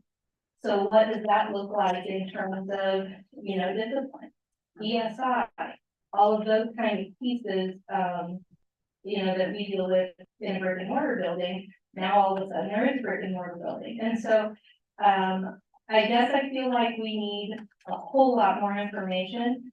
I think, we've been dealing with virtual special ed for a really long time. But the massive growth that has happened so quickly and the severity of kids that are now showing up, because we have open enrollment, criteria. So if you are, an intellectually disabled child who needs OT and PT and speech, and your parent has decided that that is the building they want to enroll you in, as long as you meet all the criteria that a gen ed student would meet, in terms of you're a student in good standing and those sorts of things, you're now in a virtual program. And so, we're seeing more of that. We're seeing a good number of day school kids showing up in virtual programs. And that's a whole other issue, because we can't get Medicaid billing for social work support delivered virtually. And we're seeing an increase in social work needs in the virtual school. So I don't really have a formal presentation other than to say, I would like to work with Mason and then make a data request, because I would be curious if we look at just even the last 3 years, however we could kind of find this out of the number of kids with IEPs in virtual school. I think I need to work with them to know what questions to ask, so that we get the data we want. And then I just think we need to talk about it, and I think special ed needs a seat at the table on a virtual and charter schools advisory council, whatever that council is. Because I think we're floundering in the field, and I think it's a matter of time before we get some formal complaints and due process these hearings because of virtual. That's really it. I mean, again, I was not formally prepared to have anything super related here, other than just more questions. Thank you, Lena. I did not know that there's a charter virtual ed committee council out there. I will hope that some contact is made between them and us, and we can get it up with them. I'm going to also suggest we might want to extend the same thing to have one of their reps to serve at least in the ex officio capacity on our council, because they can see all the work that we've done and might be able to bring that back. So I've heard if we could make contacts with them and see if I'd be that's. glad to represent SEAC and ask for a presentation at one of our SEAC meetings. And then also inquire about, being the special ed director of the State Department, it would be nice if someone would have told me that we had an open position on this council, that we have not been invited to sit at the table. So I'll inquire about that as well and see what we can do to get you connected so that Casey could have a representative serve on that. Problem that I'm having with virtual is that our legislators are promoting it because it provides them for parents to have choice. And then there are unintended consequence of students with disabilities because they can't discriminate against them, so they have to enroll them. And so once they're enrolled, then if the parent enrolls them, that's one set of guidelines that we have through our Q&A document that Laura Jurgensen and Brian and Mark and a couple others put together in 2021 that describes what special education services must be provided or can be provided for a parent enrolling their child in a virtual program. If the district enrolls them, the district is accountable for pay. So the parent wants to enroll the child. The IEP team says, no, we think this child needs brick and mortar. The parent goes ahead and enrolls the child in the virtual program anyway. Then there's an alternate IEP, if you will, that's written that says, well, in this environment, here's what we can provide. But we have the full IEP ready, willing, and able to implement if you bring in the brick and mortar. Some parents are choosing that option and saying, well, I'll take these services that you're offering, and I will have my child come to the school to get them. Other parents are saying, we don't want any involvement with the school, and therefore the parent is taking on the faith accountability and responsibility for that student with a disability. So it's very confusing when you have private providers coming into the state, like Rob's, who are saying, we will provide the special ed services for these students. And we don't need any engagement or involvement with a third party like a service center or someone else. We'll work directly with the district because that's what happened just north of us in Topeka at a district that took on a program that came from southeast Kansas, where they gave it up. And I believe Butler County had the same vendor. So that program moves up to an organization north of us, and they don't want to work with the service center. And so now they have a new superintendent who's just been appointed as interim. And instead of having the 300 students with 25 IEPs for one teacher, they have over 1,200 students with over 100 students with IEPs. So the issue is, because it's being promoted and allowed by across the street, I'll just say that, then we have an issue in the school of how do we ensure that kids with disabilities are getting a free appropriate public education when parents are opting not to take advantage of what brick and mortar can provide, or even through a hybrid model of providing supports and services. Because ultimately these kids will come back to the public school. And then you talk about Andrew F., they're going to be so far behind when they return. It's going to be a problem. So we're dealing with the same thing. All we do is collect data, but we find that the actual virtual program, we tried to work with them on monitoring, and they didn't like that we had 20 questions in our monitoring, so they said, no, we do it separate. So we have some issues within KSDE to work through, but I like it knowing through you, Linda, that there's no position, and now I can inquire about it. This has never been brought to the table. Brian, I don't think you've heard about it. I haven't heard about it. So we'll see what happens, but it is a problem. Steve? Yeah, is this my phone? If the blue light's on the top, you might have to turn it up. There it is. We can hear it now. Is that a blue light or a white light? You have to press it again. Don't press and hold, just press it real quick. It should turn.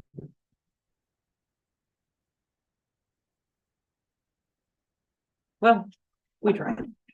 Oh, it works? Okay. Yeah. This micro school is returned to me. Is this, so are these students still the responsibility of the LEA? Yes. Even though they're being, so yes, Johnny comes down from down the street because Jimmy being homeschooled, and that's 2 students, but eventually that's gonna work into a condensed, yes, correct?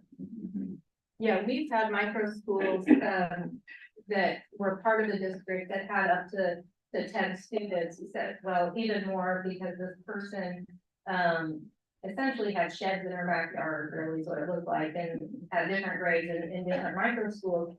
But, you know, one of the things that thankfully we ended up avoiding, but there was a student that had orthopedic issues, and they were wanting us to figure out how we could, you know, make accommodations to the environment because the kid couldn't navigate the stairs. Well, to get with an IEP, we would address that in the public school building. You know, they're enrolled in these LEAs in the school district, they're getting funding for them, but we're putting them in not their home, but a micro school. So the concern is that there's absolutely zero communication with special education from the district on how to make sure that we are providing services. And then, you know, we have some districts that are only worried about their own students and provide this as an alternative. And then we have some who are just happy to enroll any student from anywhere in the state. And, you know, when then you get a child find issue because you've got somebody, you're in Hutchinson, and you've got somebody in Quinter who needs an evaluation. You know, it makes it really complicated. And we're just, I won't speak for you, Lindsay, I don't know what your situation is, but it feels like we're trying to hit a moving target and everybody's always, mad at us, and we're under-resourced, and we've got districts making buku money off of this, and special ed, $5, we better not raise our assessment. And we've got open enrollment coming. I mean, and we've got the open border coming, so that's gonna work. So does that mean OCR comes knocking more? Eventually. But their lag, right? What now? Their lag is about 4 years when they start OCR. The open enrollment or OCR? OCR. OCR will come out almost immediately when they have to send a letter to the agency that says we've received this report and these are the issues that we've received in the report. And you have this amount of time to provide us with all of this. I took a Xerox box to Kansas City, Missouri. It was the box full of all of our handbooks. We had to have the special ed handbook, the state, our Board of Education handbook. We had to take any related materials that we had developed, everything in the box, took it up to Kansas City. The first year, there were 22 issues in the complaint. I did surveys for every one of them and had feedback from all the staff, put it in a report, delivered it. Next year, the same person filed 14 issues. And so then I asked them, do I need to replicate all of the handbooks that I sent you? And they said, well, we can't find them, but that's okay. So I'm just saying that it was immediate. There wasn't any lag with OCR. I was asking about, do they use data to drive their reason to like activate, looking into something? Because their data seems to be about 4 years behind. So they're not using data, they're just using complaints to actually, and if they get a complaint, they go pretty immediately. Okay. And the last thing they want to do is a finding, because then they have to write a report and it has to be published. They want for you to negotiate with the complainant and come up with an agreement on what they will do and what you will do to avoid a written report. Yeah, and I guess the other piece I'm concerned about is, how this is gonna impact districts with accreditation. You know, because curriculum in virtual programs is completely different than what's happening in their brick and mortar schools. I mean, we're fighting with the district on, you know, you're giving passwords to all of your kids in schools, what assessment data are you using? Not using, you know, and I'm not sure how that's gonna impact PISA, because again, the special ed is not at the table for those, conversations. This is Marvin. I got a question. I'm sure we are not the only state that is trying to figure out virtual schools and micro schools. Has OSEP looked into this yet? Are we aware that, are they aware of some of these issues? Is there a way that we can bring this to their attention or to some of our technical assistance? The only thing that OSEP has done is told us when we have to provide the tape in the LRE. So that's where if we place the child in the private placement, which could be a virtual program, or the parent selects to have services provided at the brick and mortar, or it's negotiated to have those provided in a home setting for whatever reason, then Faith and LRE kick in and we're required to meet all of the procedural requirements. But that's the issue. When a parent says, I don't want anything, I just want to be left alone. I'm tired of the public school. I want my kid in this virtual program to avoid all of the expulsions and the suspensions and all the stuff I've had to put up with you public school. So I'm going to the virtual program. And then we don't know how that's progress monitored.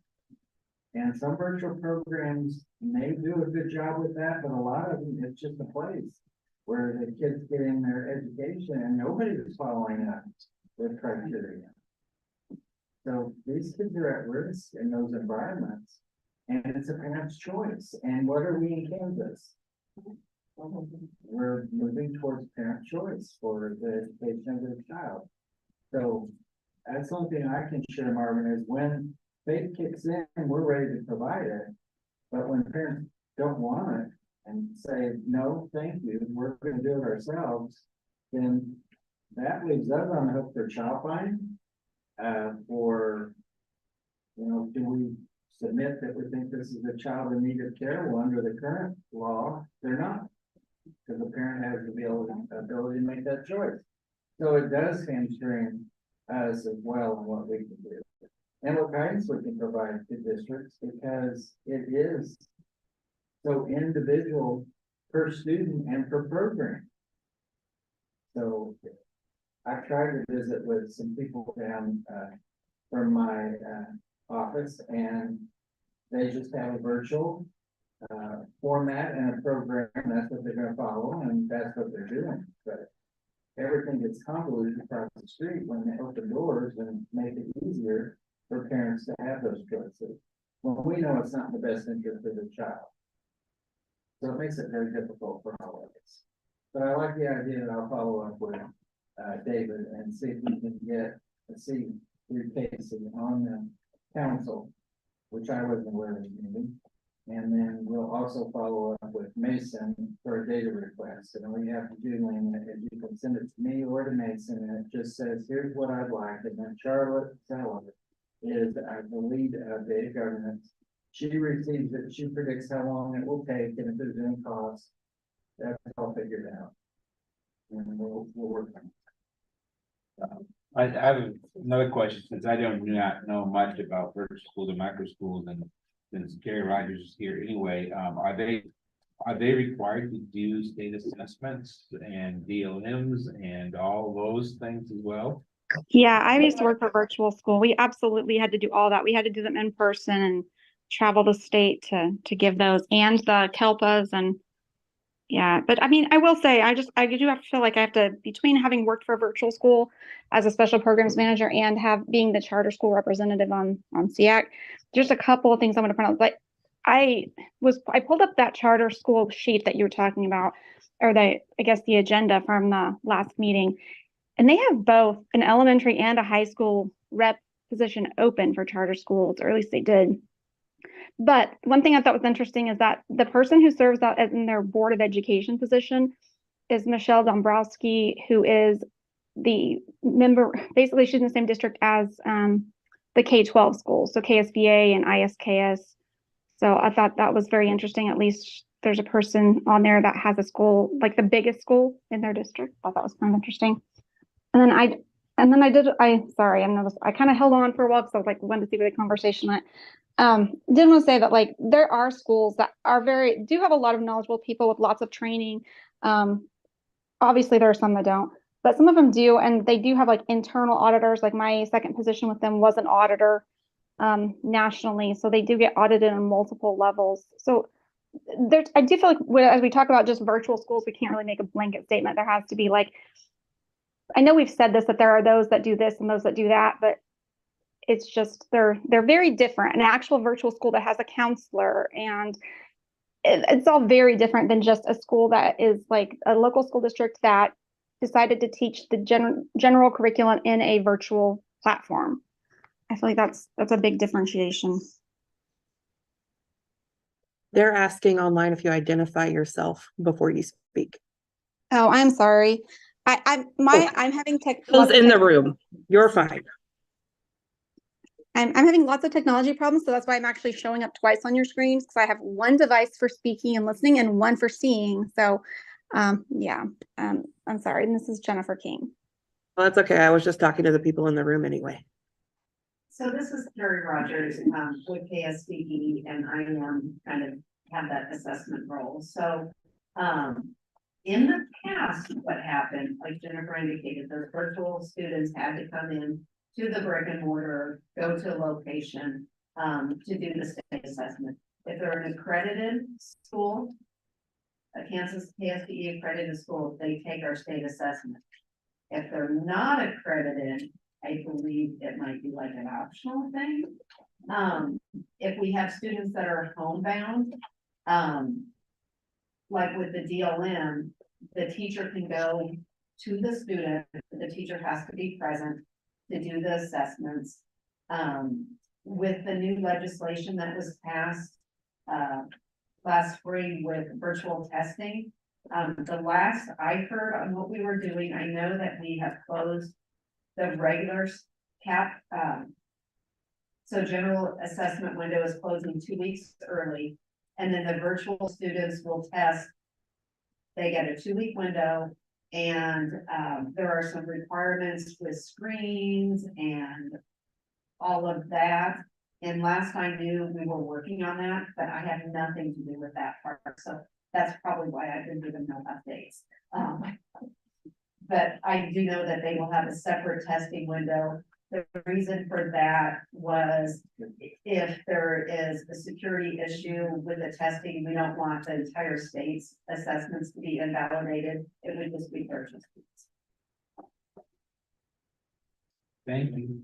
And this is Lindsay Graff, and Jennifer, I think you make a very good point about it's not all, but there's some, and unfortunately, we all know that the some tend to yell louder or catch our attention more. So I think it is good to acknowledge just same way with homeschooling. There are some homeschooling situations that are phenomenal, and then there are some that are not. So I thank you for that point, because I do think it's easy to lump people in, but it's just that I think we can all also appreciate that it's hard to navigate in the field as things have changed dramatically in the last 3 years in particular, and how do we move forward just to make sure that at the end of the day, our kids are getting what they need, because that's truly why we're all coming to the table in the first place, and how do we get a seat at that table to make sure that that's happening. So that's all I need.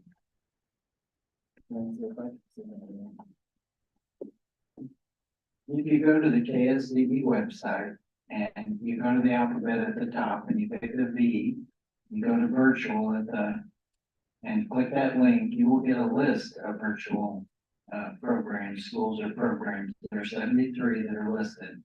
It doesn't have enrollments for this year, but it gives you some idea of where they're located. And then it does have a building number, and that will tell you the school or program name. But I did find 73 when I went there and saw the list. You'll also find the FAQ document that we put together that is on the virtual website that talks about frequently asked questions and when you have to provide a FAPE and what part of the FAPE you have to provide, depending upon how the child's been enrolled. And then there's other information there for virtual schools. And it's very helpful, and that's something that any of you can go and explore.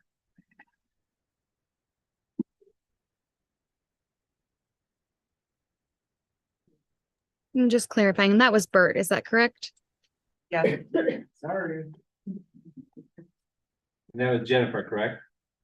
This is Marvin.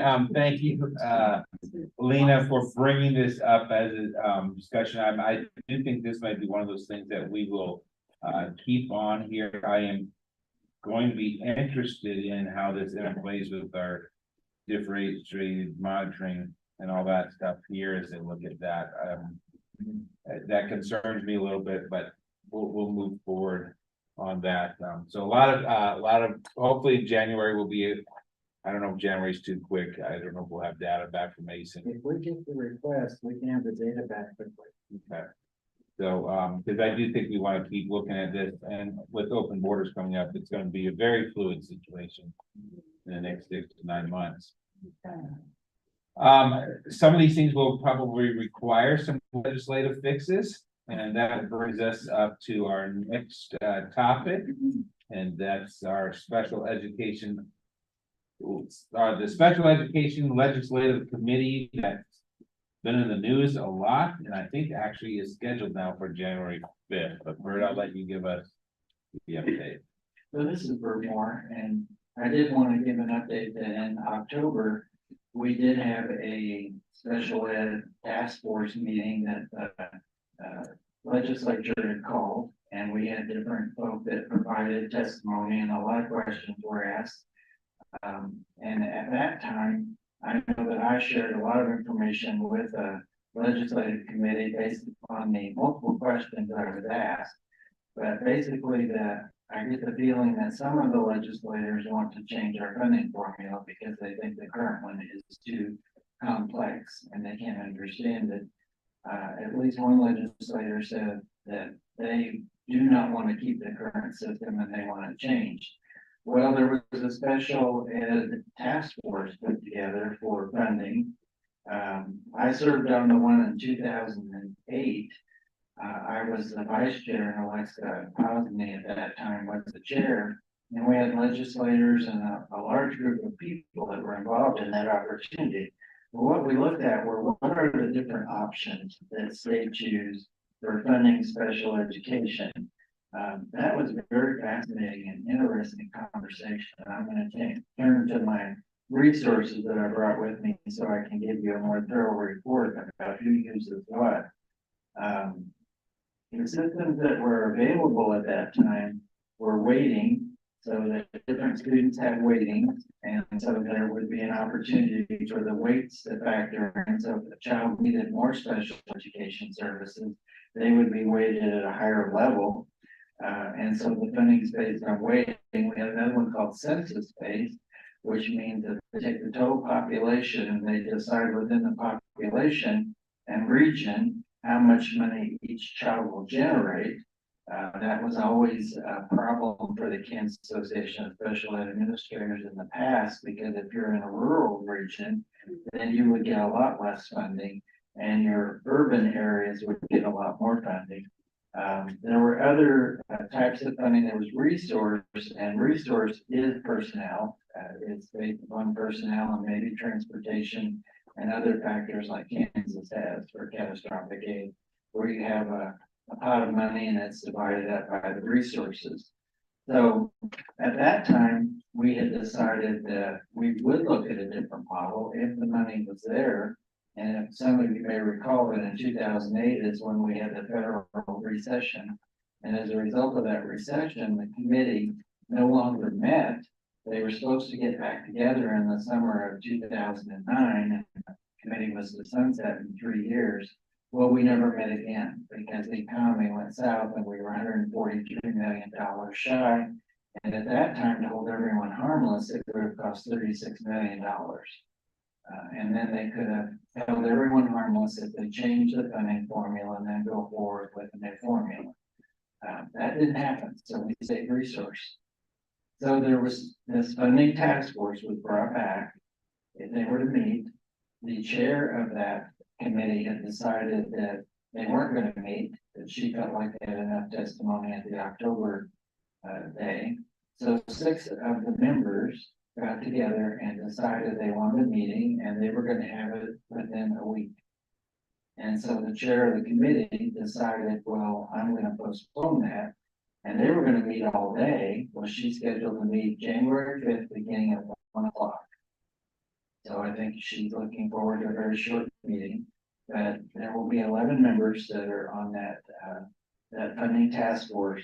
And that will be coming back. And I know that there are several interested parties that plan to either submit testimony or be present. Because they only had one day that they were allowed to meet through the legislative process. But yet they are a standing committee, which means that they could have more frequent meetings if they went and asked for additional opportunities. So I just want y'all to be aware that that's coming January 5th. It's I think the day when everybody comes back from holiday, actually, or the day after. And so I know that Brian and I may be requested to be there if we have to answer any questions. Might be some other members of our team that are over there. But I thought y'all ought to be aware that there may be funding formulas presented. There could be an opportunity for more research to be requested. Legislative research is oftentimes asked to bring information back to the committee, and oftentimes I know in that last meeting, I have a notebook that's about this thick, that's 2 inches, and it has reports that Dale Dennis was asked to run. Numerous reports on each agency and costs and those sorts of things. So I want y'all to be aware that that's happening, and that if you can get online, because it's supposed to be public, you can view it, and then you can hear the conversation and get some idea of where certain people might be headed to present legislation this session on how that could impact or affect the way that we fund special education in the state of Kansas. Any questions on that? We won't meet until after January 5th. Our next meeting, I believe, January 10th and 11th. So we'll have a report we can provide to you at that point in time on what's discussed and what's being recommended or further study or whatever. So we'll be prepared to provide that to you in January.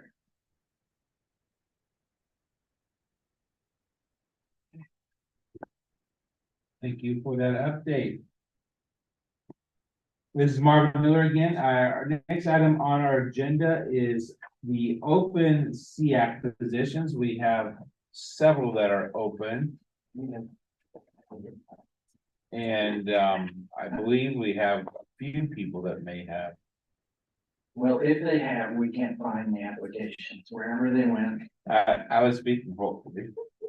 Then we don't have any yet, but Alicia and I are working on this. We plan to get our heads together tomorrow. We will send out multiple emails to all the agencies and to our special ed administrators, because what we're looking for is a representative from the State Juvenile Corrections Agency.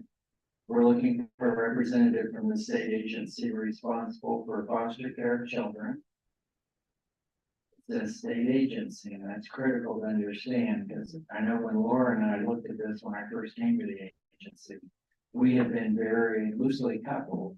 When we couldn't find someone, and we were allowing anyone to take that role, and full well knowing that we were going to be monitored soon, we decided we have to stick to the requirements that are in federal reporting for special advisory council. So state juvenile corrections, state agency responsible for foster care, parent of a child with a disability, ages birth through 26 years, and an individual with a disability. See, those two we should have multiple apps for.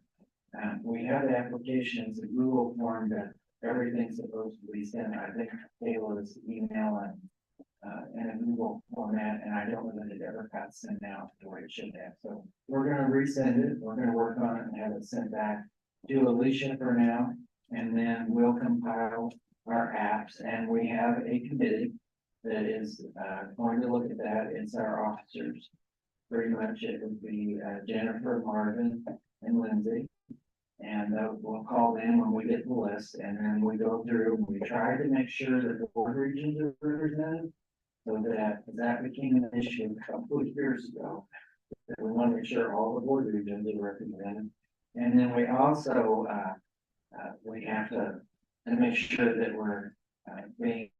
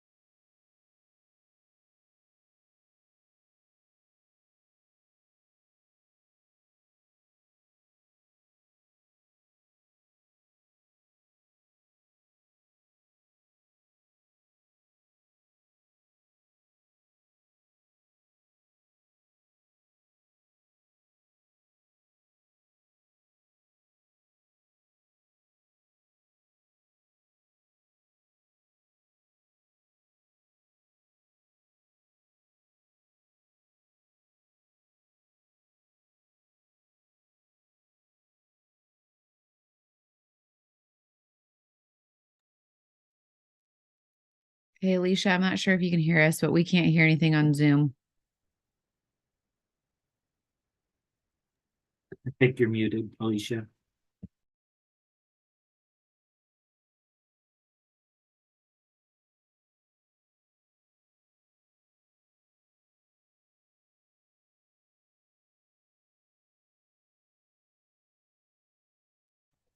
Is this any better? Yes. Yep. Okay, this is Lena. I was just clarifying if the foster care rep could be from one of the contractors, like St. Francis or TFI, because I did actually submit someone from St. Francis to be on SEAC who is interested. So I'll try to resubmit that. Thank you. Okay, what about juvenile detention? Does it have to be someone from the, well, I don't know. What else there would be? Has to be somebody working in juvenile corrections. So I have somebody that I talked to at the law conference and So then I'm sure she has someone available for the law the conference. former superintendent of the facility is now downtown in district office working with DOC, so I'm reaching out to her as well. Okay, thank you, Trish. Trish has someone she thinks for the juvenile correction. School, we worked at place by there. Leslie says she has someone at the school she works with. And Trish says she doesn't want to, she's not interested. So thank you for narrating, Bert. You're welcome. Or do the parent and the person with disability are anywhere in the state? Yes, and the thing with the parent is they, the parent of a child with disability ages birth through 26 years, and they can be anywhere in the state, and the same with an individual with a disability.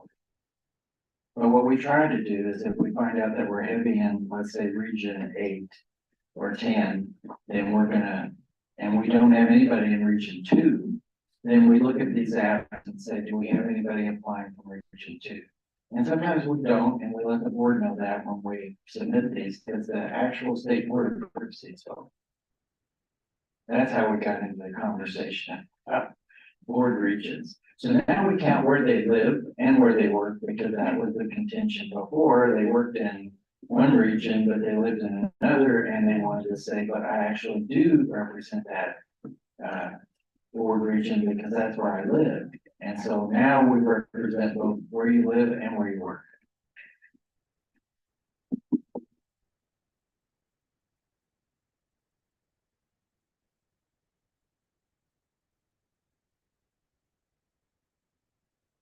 So thank you, Bert. I'm sure that in the next week or so that we'll be able to get a copy of that Google form.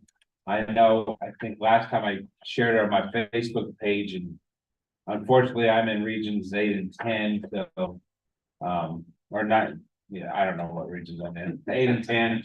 And everybody that was interested came from my area, but we're already having 8 and 10, so we need to try to get some people from, you know, Liberal and Garden City and some of those other areas.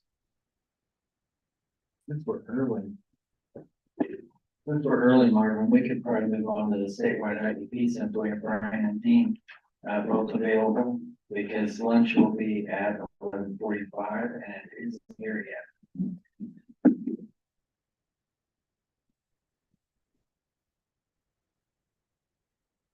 Okay, so last meeting back in September, we had some conversations on the statewide IEP. And we spent a good amount of discussion on that. I spoke to a number of people after that meeting as well, who had been at some of the other presentations and who continue to have questions and concerns about it, but I think we are headed in a good direction. I'd like to hear what Brian and Dean have to say with an update. So thank you, Brian. Thank you, Marvin. Dean, I'll kick it off and then you can correct everything. Thank you all for, so we added the QR code and those of you that accessed that and provided feedback, we've done that in every presentation. So we did receive all those results and we analyzed them. And we had a nice cross-cutting response from special education administrators, teachers, families, stakeholders, and other individuals that are interested as well. We're muted. Are Pardon we me? still muted? No, Oh. we fixed it. Okay, cool. Okay. No, we You're can okay. carry on.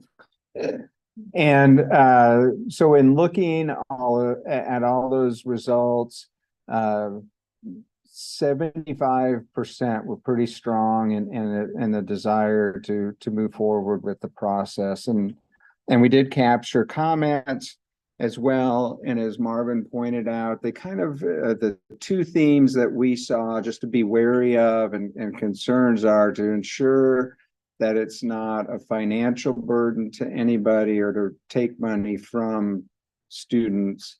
And the other was to ensure that there's not added burden to staff and educators.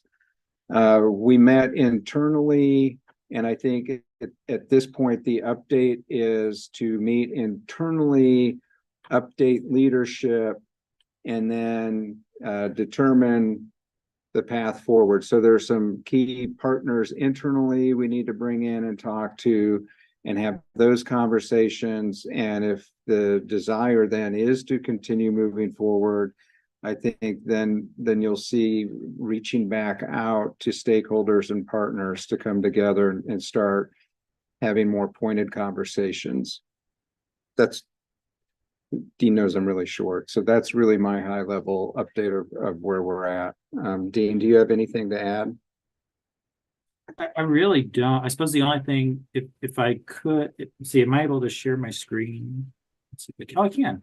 Here. I will, just because sometimes visual things are, if you're like me, sometimes having a visual is nice. And we can always share a version of this out, but as I'll zoom in on this, as Brian was saying, we got a lot of feedback from all the different from a lot of different folks, including from a lot of you there at SEAC. This page right here is just a summary of it, and hopefully you're able to see it there on your screen. I know it may not be super big, and we can share it out, but just to highlight the variety of individuals that provided feedback. We have a little over 36% that are parents or legal guardians of a student with disabilities. We had almost 20% that were special education teachers, about 8% that were special education administrators, and then a whole host of other folks that aren't all listed on the, I keep pointing, but you can't see what I'm pointing. The other people that are accounted for in the breakout here, and that's why it's a rainbow of color. So really a diverse group of folks taken from multiple opportunities. We presented to SEAC, but we also presented to several different stakeholders, both special education directors, to groups that Families Together, parents and students that Families Together helped to pull together for us, and others. And I think the highlight is, and Brian and I figured out we both kind of do this, when you look at a Likert scale and kind of see where folks fall, and how likely are you to support a statewide IEP, almost 75% fall in that 4 or 5, the most likely to do it. And then on the far other side, the 1 and 2s, it was just about 7%, or right at 7%. So it to the point earlier, it seems like there is a clear consensus that folks are interested in going further with seeing where this goes. And I don't have it all here, and I'm not going to try to put it up on the screen right now, but as Brian said too, there's a lot of good things to consider as we move forward, that would continue to be part of the process. And after the internal work at KSDE, the next step would be to come back and bring it back to continue to engage stakeholders through the entire process. Now, what did I miss, Brian? You didn't miss anything. I think my question to Marvin is, in the real high level summary of the be careful if we move forward, what to look out for. Are there other questions that you have heard or that anybody has heard that we're not addressing or we need to be aware of? This Marvin, I don't think specifically. I think you got the things that people have been concerned about. We know these high level things, and I think part of it is just make sure that we address these as we move forward, which you are doing so. And just to be real clear, the decision is to have an internal conversation on how to move forward. If we move forward, there's still not a definitive decision. There's still not a definitive decision if it would be an RFP. I mean, none of that is, I just want people to understand that we're not announcing there's an RFP pending, coming out, or anything like that. Okay. And it probably bears repeating too, because I know Brian and Bert and I, we constantly talk about it in this sense, but just to reiterate as well, that we're talking about things still in terms of years. Even if all the stars align and say, yep, we're all moving forward, we're going to do our whatever it is. Even the most realistic fast tracks still have something happening probably 2 years out, just because of the time it takes to have that, to properly include people in the process, to make sure that everything's really well thought through, implemented with fidelity, and rolled out. These things take time, but you just have to be intentional and let the process run its course. I would like to thank everybody on behalf of Bert for participating and allowing us to come to your meetings and take the time to present this and get the feedback, and for everybody who did participate. So I think Dean and I are still open. If there is feedback as we move forward, we'll circle back. But in the meantime, feel free to send that to us and we'll incorporate that. This is Lena. So it's my understanding that at the kiosk stakeholder group, you guys talked, and I don't know if that's maybe the information you shared, but I had a KC member reach out to me because they felt that the information you shared needs to be shared with all special ed administrators. And so I don't know if there's a plan for that. We shared the PowerPoint that we had presented to every group. So it was the same PowerPoint with that QR code. And we did ask that they go back out and share that with regions as well. Okay, so I think what has maybe been shared with regions is a summary of the kiosk meeting that was, we had this really great discussion about statewide IEP, but not maybe the documents that went with that. Do you want me to send that to you to disseminate through Casey? I can, and we can talk later, because the other thought I had was we have a January connecting with Casey. We wanted to make the topic statewide IEP. Okay. Maybe we could just do a virtual discussion there. Okay.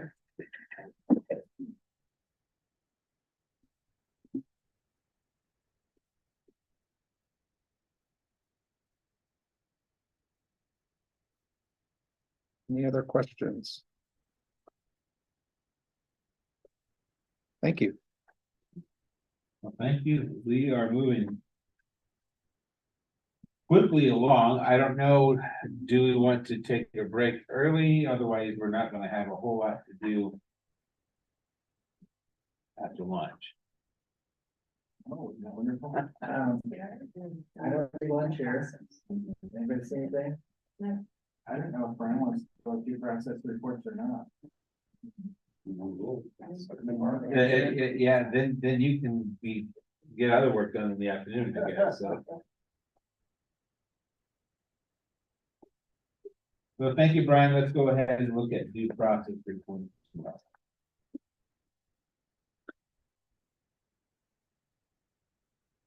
Thank you. So I know Mark comes every year and kind of gives an update of where we are in due process, and so it's not really going to be what he does near as well, but I'll try and do a summary.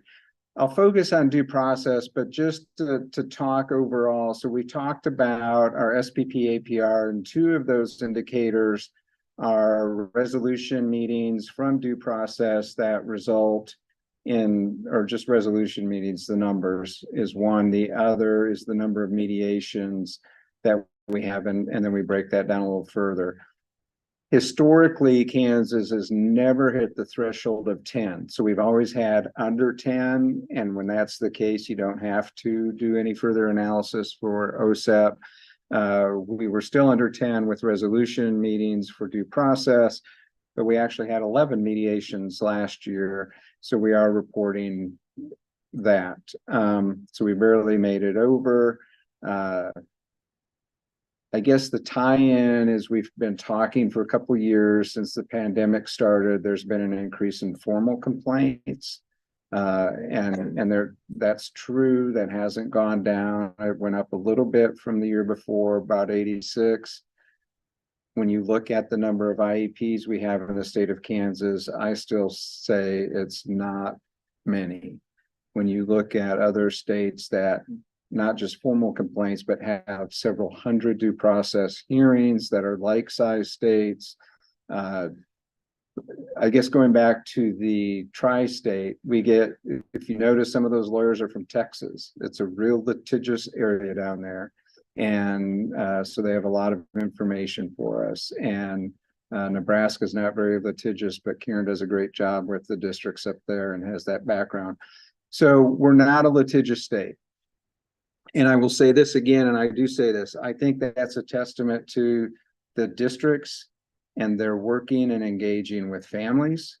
You can't prevent everything. We're always going to have families that will file, but I think working with them early and hearing them and meeting their needs is has really helped control the number of complaints. So I always thank directors for that and their teams. Due process, we had 12, and I think only one went to resolution. The rest resolved themselves, and I'll go, so there were just 12. I can go through them really quickly. We had 2 expedited due process. So those that don't know, expedited is tied into discipline. So it can be either a district that wants a student placed in an alternative setting because of safety issues. It can be a parent challenging a manifestation determination hearing of whether or not the suspension or the behavior for the suspension was related to the student's disability. And we had one of each. We had one filed by a district, which was actually dismissed because the parents agreed to the placement that the district proposed after the district filed the expedited due process. And the second was filed by a parent challenging the MDR. Oh, that did go to conclusion, and the hearing officer found for the district. And so I think they said it was not a manifestation of the student's disability, and so the placement stood. The one that did go to conclusion, a regular due process, was filed by the parents. They were challenging the district's proposal to move a student to a more restrictive setting. And the parents challenged that. I don't think the student was in a gen ed classroom, but I think the proposal was to move the student more restrictive, which was going to be in a different building in the district. It also involved bus transportation, disabilities for the student, and the parents. One of the contentions was it was not healthy for the student to be transported on the bus. And going back to Leslie's question earlier, Andrew F. was raised by the hearing officer. In this case, the student was making progress in light of their circumstances in the current placement. So he found that was the least restrictive environment, and that the proposed move was not necessary. And that he also agreed with the evidence that transporting the student wasn't healthy. So he left the student where they were at. So he did rule for the parents on that. One is still ongoing. That happens once in a while when you get lawyers involved, they just drag things out. This one was interesting. The district initiated, and I don't think I've had any conversations with Lena or Lindsay, but I've been talking to districts about, don't be afraid to say no. When a parent wants 50 different services, it's okay to say we can't do 50. Let's identify the most important. And when you cave into parents, this is sometimes what happens, but it's also engaging that family. And so then prioritizing what really does your student need and coming to a consensus. I know it's hard on the parent side, and we have them here as well. But it just takes everybody coming together. But this was a parent who wanted, the student had an IEP, and under the reeval, the district said he no longer needed specially designed instruction. So they proposed ending the IEP, and the parents did not agree. So the district, and they wanted an IEE, and the district said no. And so what the district then did was filed for due process to challenge that. We think our evaluation was appropriate, and we want to move forward with that.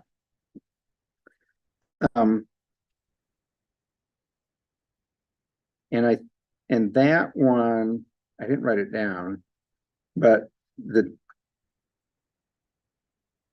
they filed to defend, and the result was that the hearing officer found for the district. So that was a positive. So that's I think just to affirm that sometimes it's okay to say no, even though it's hard, and it's hard on that family because they feel very strongly that their student might still need accommodations. Then maybe it's appropriate to talk about a 504 if that's appropriate, but to see what else that student may need. The next one is an interesting one. It was dismissed for insufficiency, and I'm not going to say any more. The litigant was an entertaining individual. The next one, the parent filed, and they had 3 issues, and the hearing officer ruled for the district on all 3 because the parent asked for relief on issue 1, which was IDEA related, and it was older than 2 years. So due process, you can go back up to 2 years. So formal complaint goes back a year, due process goes back 2 years. This went back 6 and 7 years. So he dismissed that issue. The second issue, the second and third issues were dismissed because they're not issues found that relief can be afforded under the IDEA. The second issue was interesting. The parent asked for a bully-free environment, which I thought, so when we start looking at behaviors, I think sometimes it's about how you frame your issues. So how the parent framed it got it dismissed. But if it's behavior related, I caution sometimes we need to look at that. Is it affecting the student as far as their IEP, especially if there's behavior involved?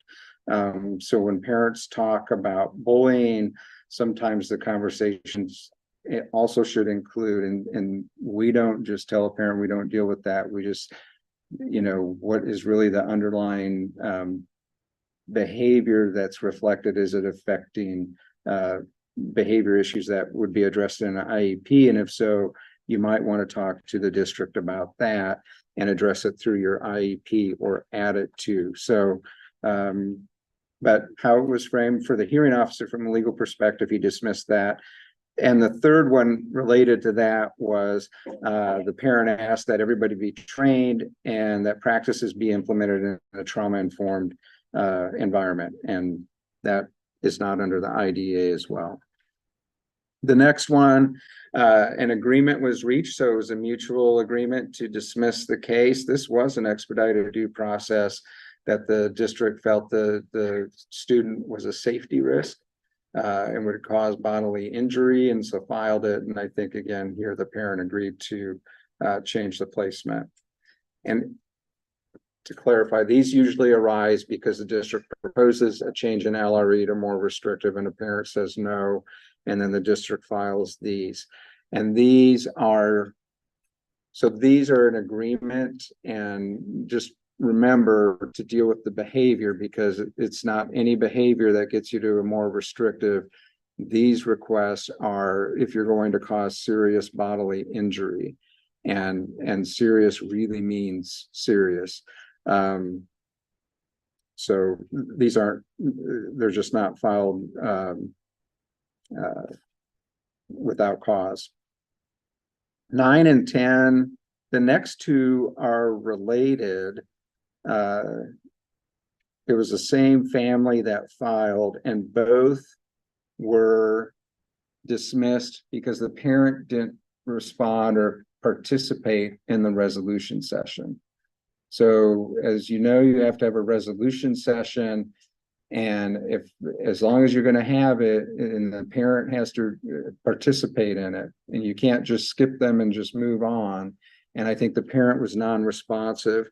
This wasn't lawyers. So the parent filed these, and the director did a really nice job of outlining everything that they did to engage the parent to the resolution meeting, and also put in there what they were doing in the meantime. So I think that helped persuade the hearing officer to dismiss it.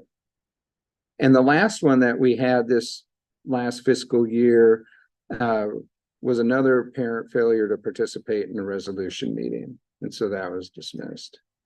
And I didn't. Yes, Krista. I was gonna put the one that you were asking about, it was dismissed. Okay.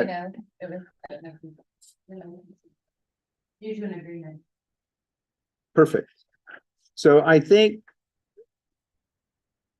it goes back to probably one of the issues historically we've talked about. We don't have a lot, so it's hard to analyze. But one of the things now that we do have more formal complaints, so it's hard to take a look at just 11 cases over the course of a year and get a theme. But what you can see is most of them are dismissed, and most are dismissed either because the request isn't appropriate, or there's engagement and there's a resolution meeting. The other thing I think moving forward with formal complaints is we are able to do a more detailed analysis of what we're seeing, where we're seeing it. And I think the plan moving forward then to help districts is start talking about those. So along with training on Andrew F., but it also talking about here's what we're seeing, and what you see at Tri-State, and what Mark and I try to talk about too, but a more compact, what we really truly are seeing being filed, so you can address that within your system or with teams, and review your cases as you move forward. So that's something I think that you'll see over the next 6 months. Those are it. Any questions? Brian, thank you for presenting that. Are you able to, in next week or two or whenever, we usually get that on a piece of paper just so we can, you'll have to redact any of them, but just a little snippet on each of those cases, so we can see the themes. Yeah. That's something you'll be able to provide. Absolutely. Okay. And thank you for presenting that. This question might be for Bert. If I remember reading probably the State Board of Ed meetings minutes, did we do a contract for more hearing officers or something, or am I making that up? We issued an RFP. It's posted right now for formal complaint investigators. Okay, that's what I was Yes. talking about. And is that because we have more that we Yes. need to man the people power to? Okay. And is that a short term, the RFP, was that just for the next year? Is that a ongoing? So we set it up as a 5-year. So we're about halfway through the current 5-year cycle, and there's no guarantee. So if you bid on it and you're awarded this, if we assign it to you, we assign it to you. If not, there's no guaranteed income. So we wanted to continue that overlap. The investigators, the current ones, are retired directors, and they've been retired for some time to get that distance from people they may or may not know. And So I think it's just to make sure we have some investigators in case people really do that final retirement. So I guess to help me clarify, is this something that we've done in the past and this is No. just, okay, so this isn't new. No, it's a capacity issue with the increase in numbers. When you go from 30 to 40 formal complaints every year up to 86, you need some more support. Because we have a time limit on when we get those formal complaints completed. And so these people, I read all of them. Fascinating reading, if you like that thing. But anyway, it amounts to exhibits, and there could be up to 35 to 45 exhibits. And then you have to have the statements of what the CFRs, which is federal regulations, what those are for the requirements. Then you have to have what data you collected. Then you have to analyze that, and then you have to determine whether the district has met that requirement or not. And so some of these will have as many as 10 issues. So each one requires those steps to be followed. And then conclusions are met, and then corrective action is assigned if the district has been found non-compliant in some manner. And then they have an opportunity to appeal that decision. And then we have a committee that will meet to decide, did the hearing officer interpret the regulation correctly and were the procedures followed appropriately? And then we'll have a ruling that we say either it stands or we're going to amend it based upon new evidence. And then the corrective action is assigned. And then we have to, the district has to follow up any corrective action within a time limit. So that's the process that gets followed. So when you look at how, I mean, they contact the parent, they contact the school, they contact all these different individuals, they get all this information is collected, and then they have to interpret that. And then if they don't have sufficient information, they have to go and ask for more. So it's not just a simple, well, here's the complaint, now we'll just write it up.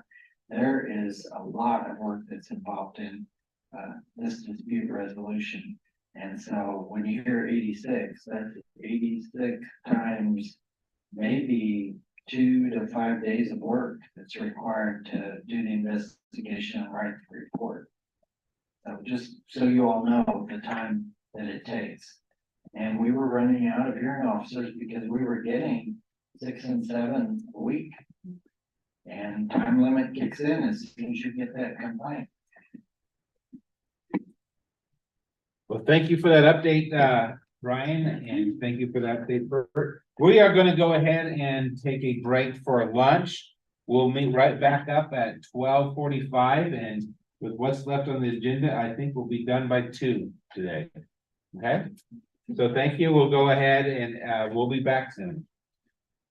Great leadership. It's here and ready. Yep, everything's set up and ready for. I'm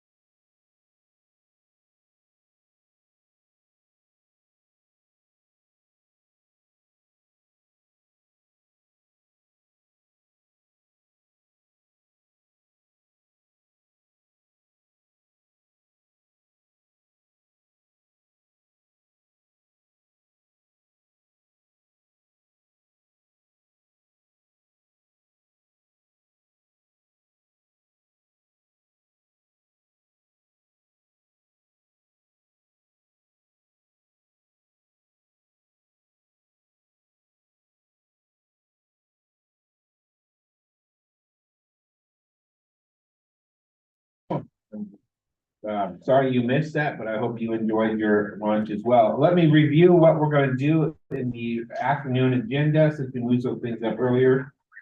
We will begin with some information on I forget, whatever, licensure updates. Then we'll move into some SEAC member reports, any ex officio member reports.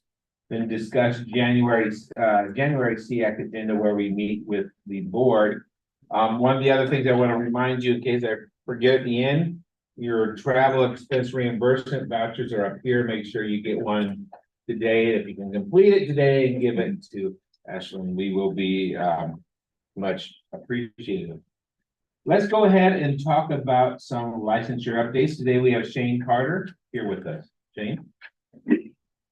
Wow, can everybody hear me? You're good right now. Okay, it's online up there. Okay. Uh-oh. We're not starting off well, folks. I'll press the button. Point at Alicia and she didn't put. Yes. It's just a little delayed.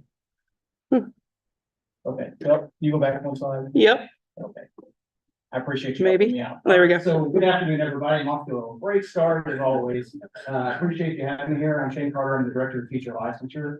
So today I'm going to cover, a few things, a couple of program updates, the impact of a few statute changes and teacher mobility compact commission changes, how that impacts special education, talk a little bit about waivers and conditional licenses, then move into the registered teacher apprenticeship. But the goal is I want to make sure I leave time for you all if there's specific questions you have. So if I am going too quickly, please feel free to tell me to tone it down a little bit, but I'm going to try to move through this. I thought I had 45 minutes in my mind. So I'm like, oh, I've got plenty of time for questions, but I think I got 30, Bert. So I'm gonna rock and roll. We are ahead of schedule by an hour, so we will. Oh, careful with that. All right. And one other thing I like to also thank each and every one of you that serve on this advisory committee. My previous profession, wherever I go, I get thanked for what I do, and I don't think we necessarily do that for our educators and people that help our education community function. So I want to thank all of you for your volunteering to serve on this committee, because sometimes we'll give you lunch, sometimes we'll pay for your mileage, and that's pretty much that's about it. That's all that we provide. So thank you for doing that. All right, so a couple of things for non-traditional routes to the classroom. So when I say that, I talk about that impacts special ed. We're talking about those limited license opportunities. You should notice that you're like, limited residency license. What is that? I know in my district, there's a limited apprentice license. Well, we're going through a rebranding for those limited licenses. When we started these programs, they were called apprenticeship, but actually they're more residency licenses. That's one reason. But number two is we are moving forward with registered teacher apprenticeship program, and it's kind of constant confusion between what is that program and these licensing options we have. So we're trying to distinguish those two things. So that's part one. But part two, I think this will be very important to you for our limited residency license. It was set up for high incidence special education only. Last board meeting, it was finally approved for a low incidence program, a low incidence license to be established. And our partner for the state is going to be the first university to offer that. So as far as that cohort starting, it'll be it'll be fall of 2024. But if you have candidates that you think would be interested in that program, you can go ahead and have them apply to Fort Hays State now. And the requirements to participate in that program is if you have a special education para or someone that has equivalent experience, a year of serving in a special education position on a visa, for instance, and that person has a bachelor's degree, then we can move them into that program. As far as our high incidence, we've offered that for some time, but the universities that offer that program, they got Baker, Fort Hays State, Burns, Pitt State, Washburn, and WSU. One other thing I want to touch on as far as this low incidence program, is anybody familiar with a grant that maybe KU just pushed out some information that impacted low incidence? Okay, so you're aware of that. Okay. So right now their program has not been approved yet through the state for that low incidence license program. In the works, we expect that to go, hopefully it's our best case scenario, that'll be finished and approved in April. But it was a little bit misleading in that press release that said that program is going to be available. It's not something a few more months, but it's It's basically the limited residency license for low incidence, so a second partner for that low incidence license, so keep that in mind. Next, we have the teacher apprentice license. We tried to change it to the TERP, but Wichita State, they've been running this program for so long and it really impacts their marketing. So we're going to refer to that just simply the TAP to kind of distinguish it from our registered teacher apprenticeship. But for you all, that would be individuals that can have a bachelor's degree or not. They get a golden program, they complete basically a program to become licensed in elementary and also early childhood and 5 grade 3. When they finish the program, they have the option, they can complete their testing and be licensed in all those areas, or simply do the early childhood V5 or do the elementary. But while they're participating in the program, they can qualify for a TAP license, and it would cover both early childhood V5, both V3 and elementary. Now, as far as success, I would consider that a successful program in that there's about 700 people that are enrolled in it. Now, the enrollment doesn't necessarily equate to a license. So though there's 700 people enrolled in it, you don't have to be licensed. You don't have to do any licensing piece. You can wait, finish the program, then become licensed.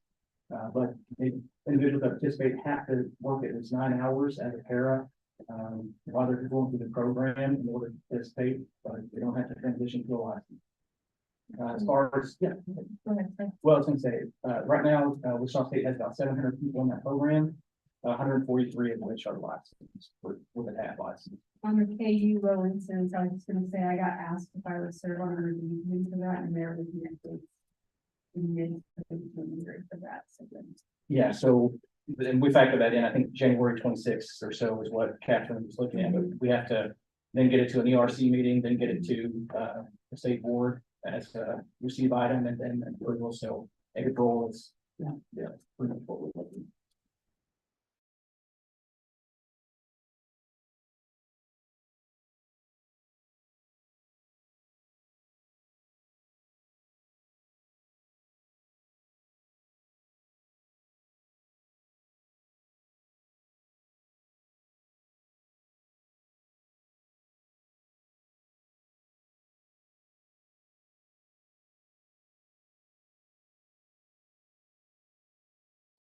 This is one of the interpreters speaking. We no longer have any audio.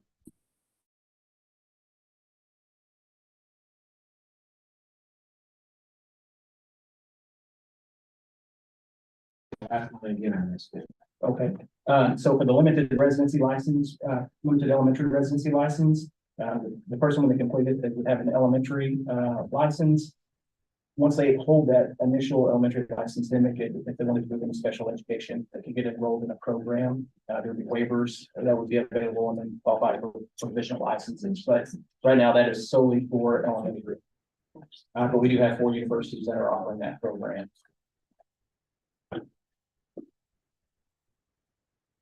Next slide, please. Thank you, ma'am. You are welcome.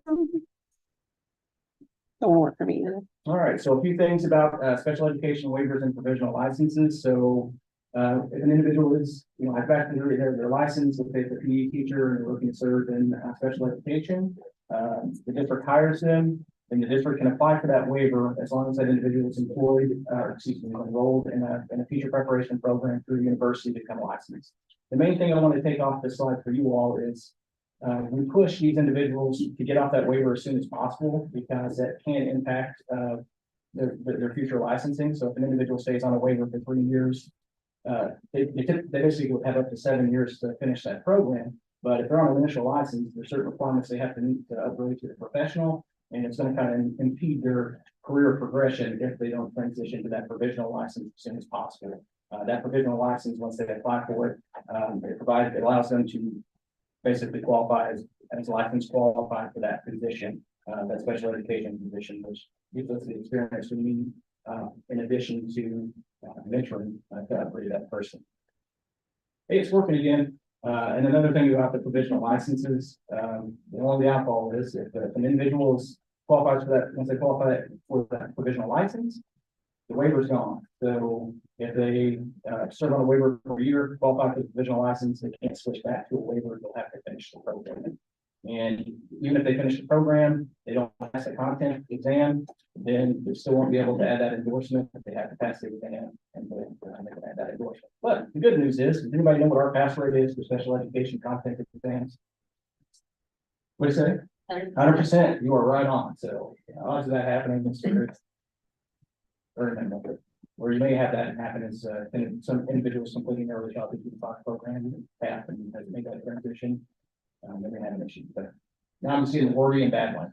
All right, limited license waiver. So we get this quite a bit districts. So if you do hire someone that's on a limited license, they have to serve in that position for which they're licensed on that limited license without waivers that are available for them. And that pre-service license allows them to teach in that position that's on endorsement. And for them to qualify, they have to be serving in that position. So I know as you're trying to look through, different situations for staffing, there's limited license folks that need to be serving in that area that they're licensed for. Can I ask a question? Yes, absolutely. I have to go to the microphone because I don't want to. Sure. That's all right. I'll just stand right here. So on the limited license, I have a teacher on a limited apprentice license and they took the content or took a test and then we're waiting and then found out, oh, well, we switched the test that was required and we didn't tell you. And so she was told to apply for an extension and I didn't know that was a possibility. Is that something that happens often? Does it ever happen? Is it a thing? No, not. Because that's what I need to know. Yeah, so it's not a thing. So, but since you brought up the testing part, there was a regenerated test that ETS did for special education last year at low incidence and high incidence. And at some point, our EPPs, well, I'll go out there plan for it. I guess they didn't get the message, but those licenses, the regenerated license went on into effect on September 1st of 2023. And some of our folks that were taking those tests didn't receive that message that we did that transition. So what we're doing to accommodate those folks that they didn't get notified, because I'll say there's some happen that will extend that. So if that person has registered to take the old test up until January 1st of 2024, we will accept that test and do that the new test. Oh, okay. Yeah. Okay. So there's a little time. If that person, what I would recommend, if they have that old test, they need to reach out to us. And because we've been having conversations with our higher ed partners and putting this out as well. She's phenomenal. So. No, I hate for that, especially if there's miscommunication from our office. I've been trying to do the right thing. Our ball and all. Accreditation waivers, just in case you were wondering, that waiver system where it comes up, licensure controls that as far as the submission and processing it, but it actually falls under the PISA regulations that offer or give us the regulatory guidance for that. So we're filling it out. There's a couple different parts for it, but most often it is for that education and have waivers. But we did implement the substitute license extension waivers again the last 3 years. The state board has approved a kind of blanket waiver for that based on an emergency declaration.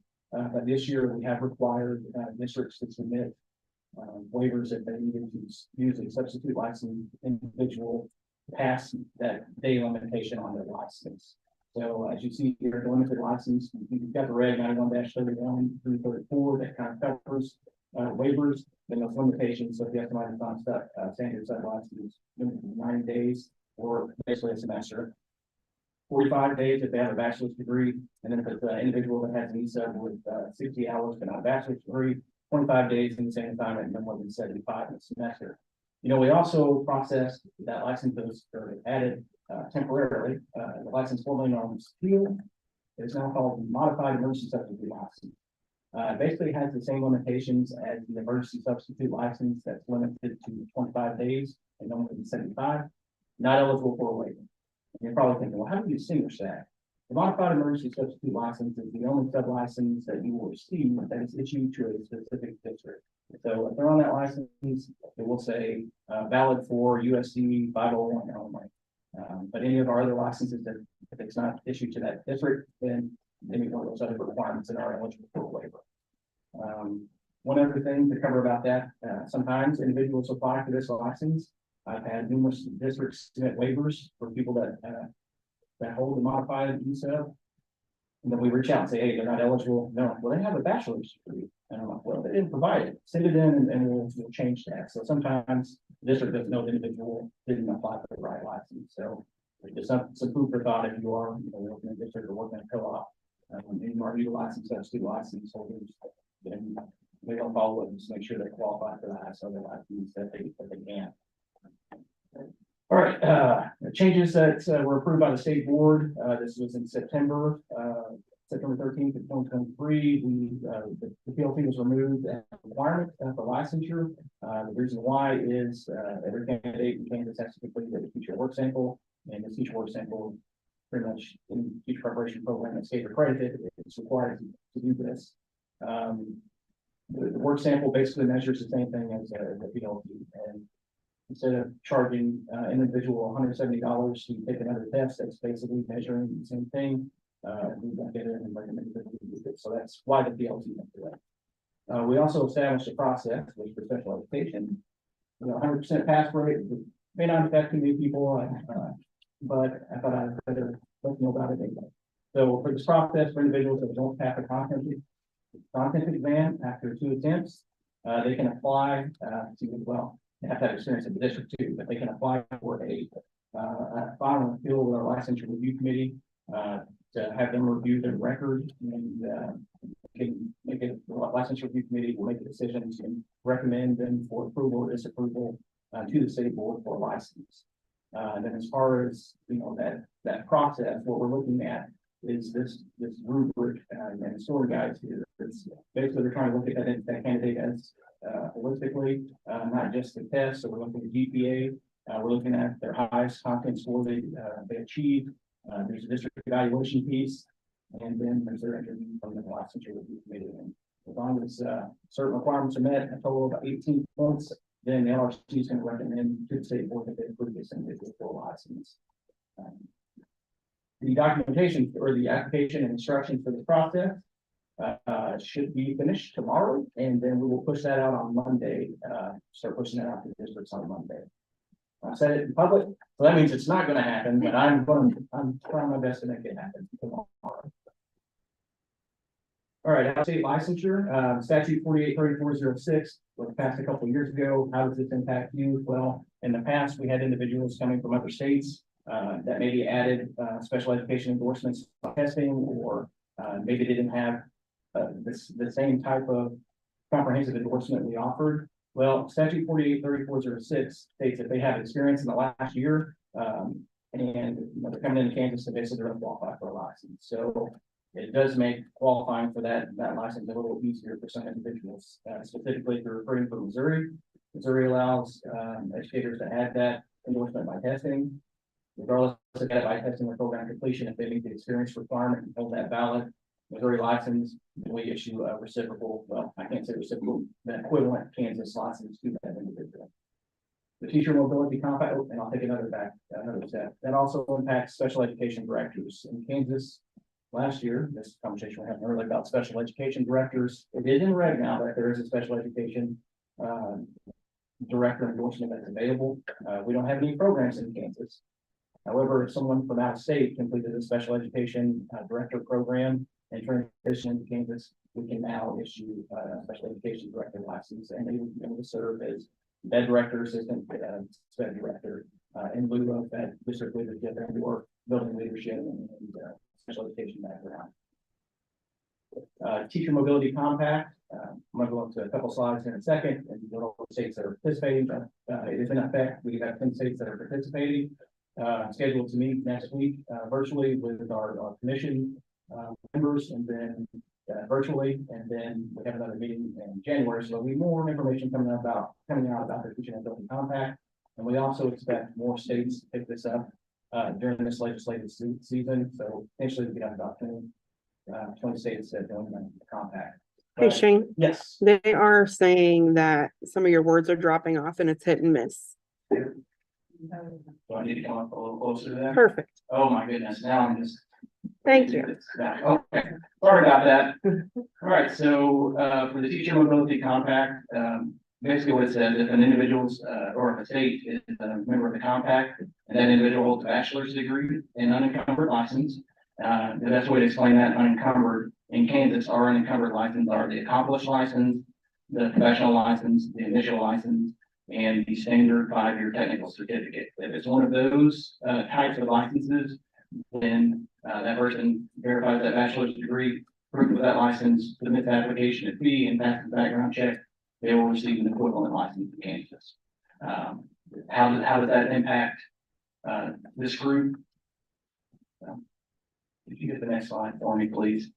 Some of our border states are in the compact. So Oklahoma, Colorado, Nebraska are all in the compact. So if an individual holds, license from there and they're transitioning, so if you're looking to make hiring decisions on those border states, it should make it a lot easier for you to get someone in the hiring process a little easier because you can feel confident they're going to qualify for that license.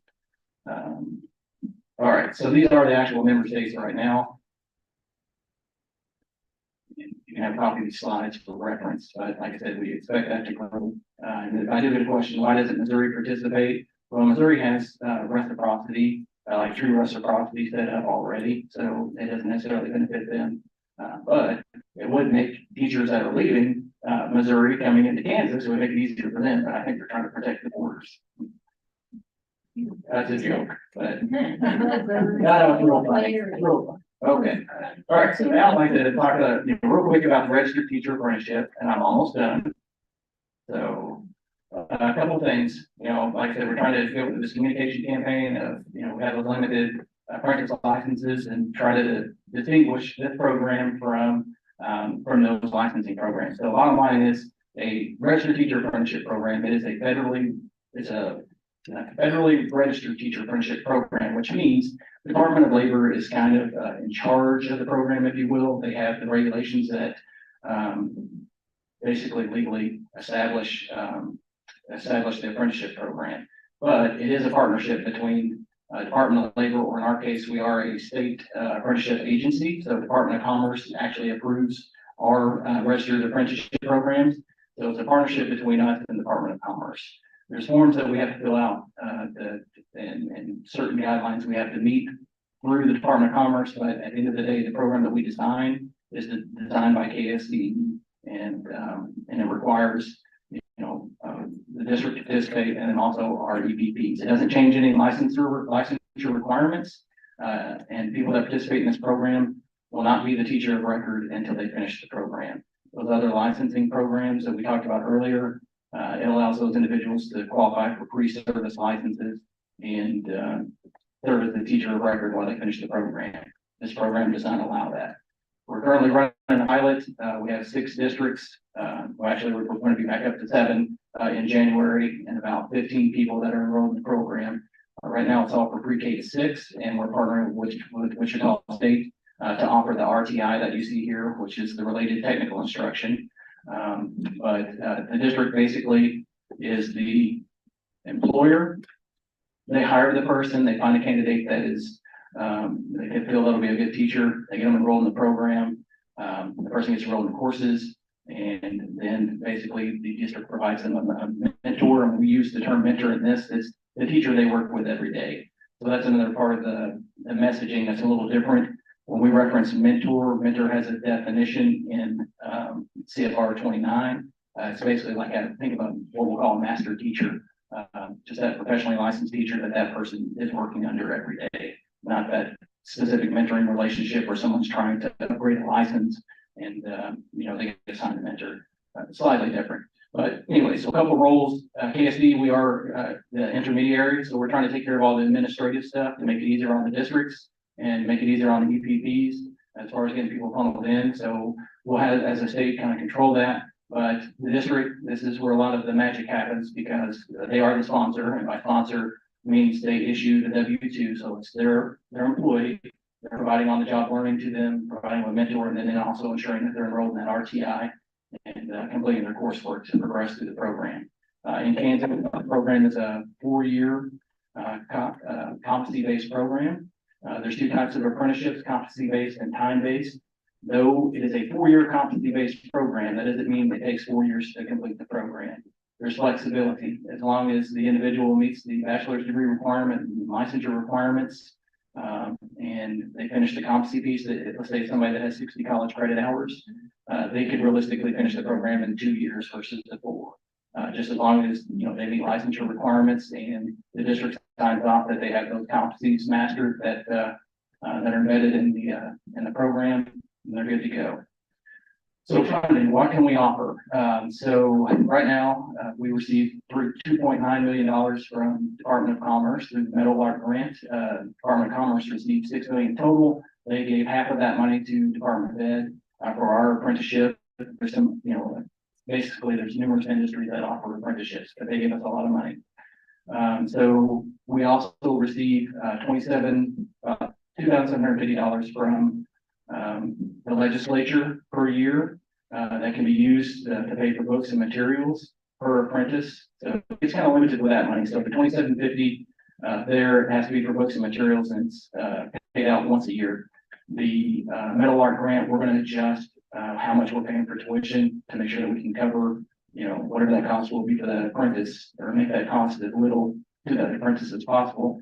But that'll get bumped up a little bit. But out of that funding, we also pay for mentor stipends for those teachers, those master teachers that are working with these individuals. We'll also pay for their tests, practice tests. I can take PLP off there. I need to update my slide. And we'll also cover teaching license fees, background check fees, etc. And then at the bottom, we are going to try to incorporate our Kansas Teachers of the Year into assisting with training these individuals through the summer apprenticeship conference. All right, so our timeline as far as that program, we're looking to have our website and updated materials pushed out to districts on or around January 15th of 2024. And when we push that out, we'll start telling districts can then go have the application. They can, if they recruit and receive an apprentice, they fill out the application. The apprentice fills out their part of the application. They send it in. We have to have those by April 1st of 2024. And then by May 1st of 2024, we'll have our fall 2024 cohort established. And then that gives the summer for apprentices to enroll in courses. And in the slide deck too, if you, if you're a co-op, can co-ops participate? Yes, absolutely they can. And anybody who's interested, if they take this, use this little QR code, they'll give them the option to submit a survey, let us know, we can schedule time to speak one-on-one with them or provide any support that they need to get better understanding of that teacher apprenticeship program. And then finally, the part you've been waiting for, your questions, and I'm done for a moment. Marvin Miller here. Quick question here. There's obviously a pilot of 15 students in the program at WSU. As you push this full program out, it won't just be at WSU, I presume. No, that is correct. So right now, one of the things that we're waiting on as far as pushing out information to districts is our partnering universities, which we have like 9 of them, and also our community colleges as well. So we're getting some information, marketing style information to go into the packet that says, hey, if you want to complete this type of program, if you want to take elementary, you have these options at this university. If you want to do history, government, social studies, well, you got 2 options. You go to this university or that university, and then basically tie in a way for them to get information to get registered with that university, and then also clarify how much tuition is at that university. Because we want to make sure that our apprentices are educated on the cost, and we want to make sure that we limit, we would like to have, no cost for tuition, books, and materials, but that may not be possible in some situations, but we want them to be informed to make an educated decision on what university they choose, and, how much they have to pay for tuition. That's going to be a big component of that. It's Lena. I'll just let you repeat the question. Will any of the endorsements be special ed? Yes. So, well, when I say special ed, we'll have a unified. So we have the early childhood unified, birth to retreat, but also the elementary unified. Mid-American Nazarene partnering with us, and that's the program that they plan on offering.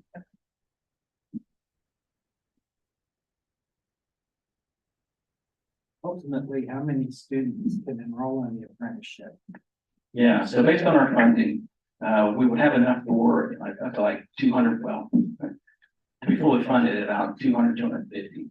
Right now we have about 15 people that are in the program. We expect our goal is 50 to enroll in the fall fall 2024 cohort, but I think we're going to surpass that easily.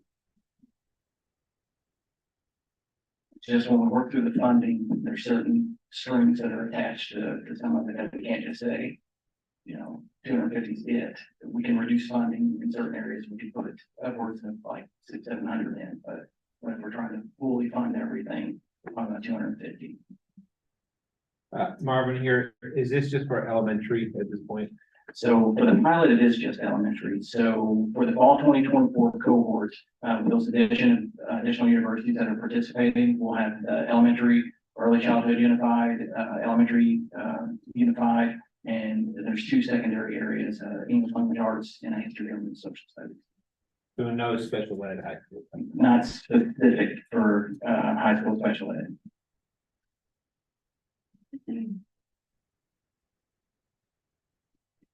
So this is for freshmen? So here's another thing, how this may impact you. So, the most sensible choice for probably for a lot of districts are looking at their para population. So that's one place. But this is open to, it could be an individual that just graduated high school. It could be a non-certified staff member that's working in the school district that's interested. The only limitation is they can't hold a bachelor's degree. So in order to separate this from our other licensing programs, for individuals that have a bachelor's degree, we did put the limitation that they can't have a bachelor's degree at this time and participate in this program. But it's pretty open. It could be a community member. The district is the employer, so however they screen that and determine who they want to hire as an apprentice, then that's basically who can participate. So is there a minimum amount of college hours required per semester? And what about the work responsibility? Is that half-time, full-time? Is there a? Yeah, so it is full-time work.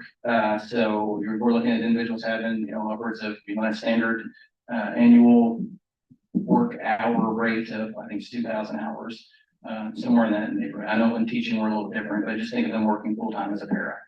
And yes, the course load is pretty aggressive. It is designed to be going to school full-time while they're working full-time. Now, this is the part that we've had positive response from our pilot districts. The districts are making sure that those individuals do have time to complete their coursework as well, and setting up, you know, certain time for them, additional time, even during the work week, to ensure that they're getting through their studies and getting their courses completed. And it, you know, if someone is going to participate in this program, I mean, the district is vested in it, and it's, you know, in order for this to be successful, we will have to have buy-in from the district and anything that the district can do to help support that individual, as well as our universities. But it is going to take a high level of maturity, and it's not going to be easy. So. My other question is that when you're dealing with a mentor and you're having these people work on site full-time, do they have to be working within the area they want to be endorsed in, or can they change their mind? I mean, they started out early childhood unified, but they want to move to elementary. Is that available? It is available. So not only that, if an individual is enrolled in a registered teacher apprenticeship program, and let's say life happens and someone has to move from even state to state, if a district is willing to hire them, then they can pick up the program where they left off. And same thing if they wanted to change that endorsement area, everything that they've done thus far would transfer into the program, and then they would just focus on that new endorsement area that they're trying to complete. One more interruption. So if they start as freshmen, is there sufficient funding that they can stay till they graduate? Yeah, that's a very good question. So our funding is grants, so our Metal Art grant, and it is set to expire on 2026. So we have up until June 30th of 2026 to spend that $3 million. Our team will be aggressively applying and trying to get additional grants to ensure that we can make this program sustainable. What is guaranteed is, regardless if everything else goes away, based on House Bill 2292, the $27.50 per apprentice per year we could pay out. So you said they could not have a bachelor's degree, but let's say they got 36 units, whatever, general ed or whatever, some teaching classes already, they could still join the apprenticeship. Absolutely. So as far as our members that are in our pilot, we try to approve folks from different education levels. So we have some people that had 0 credits. We have some that had 60 to 70, a couple of associate's degrees, some that had like 30 or 15 hours in there. So as long as it's less than a bachelor's degree, then they can participate. And the way an apprenticeship works is, you know, as far as their wage scale, it has to be progressive throughout the program. So if they have college credit, or with some of our individuals that are participating had 9 years of para experience, some had 4, some this is their first year, they can move on their progressive pay scale based on that college credit and their experience, as long as you know, certain competencies are met or are verified. So for the 2 unified licenses, and you said the word para. So could they work half-time in a regular classroom and half-time in a resource environment? Yes, they could do Could they that. be claiming that for reimbursement as a para? Yes. Yeah, because that's the thing, we call them apprentice. A lot of folks, it's kind of, think of it as serving as a para, but we're also trying to prepare them to be a teacher, so adding some additional responsibilities. And throughout the duration of that program, more responsibilities would be added, along with that mentor teacher, you know, passing things along and then kind of supervising them. But yes, because we've had a lot of questions from districts about, you know, press funding, because they do have to pay them a wage, and a lot of folks for their paras, there's that special education requirements on there, and that's totally fine, for them to serve at that time. Yes.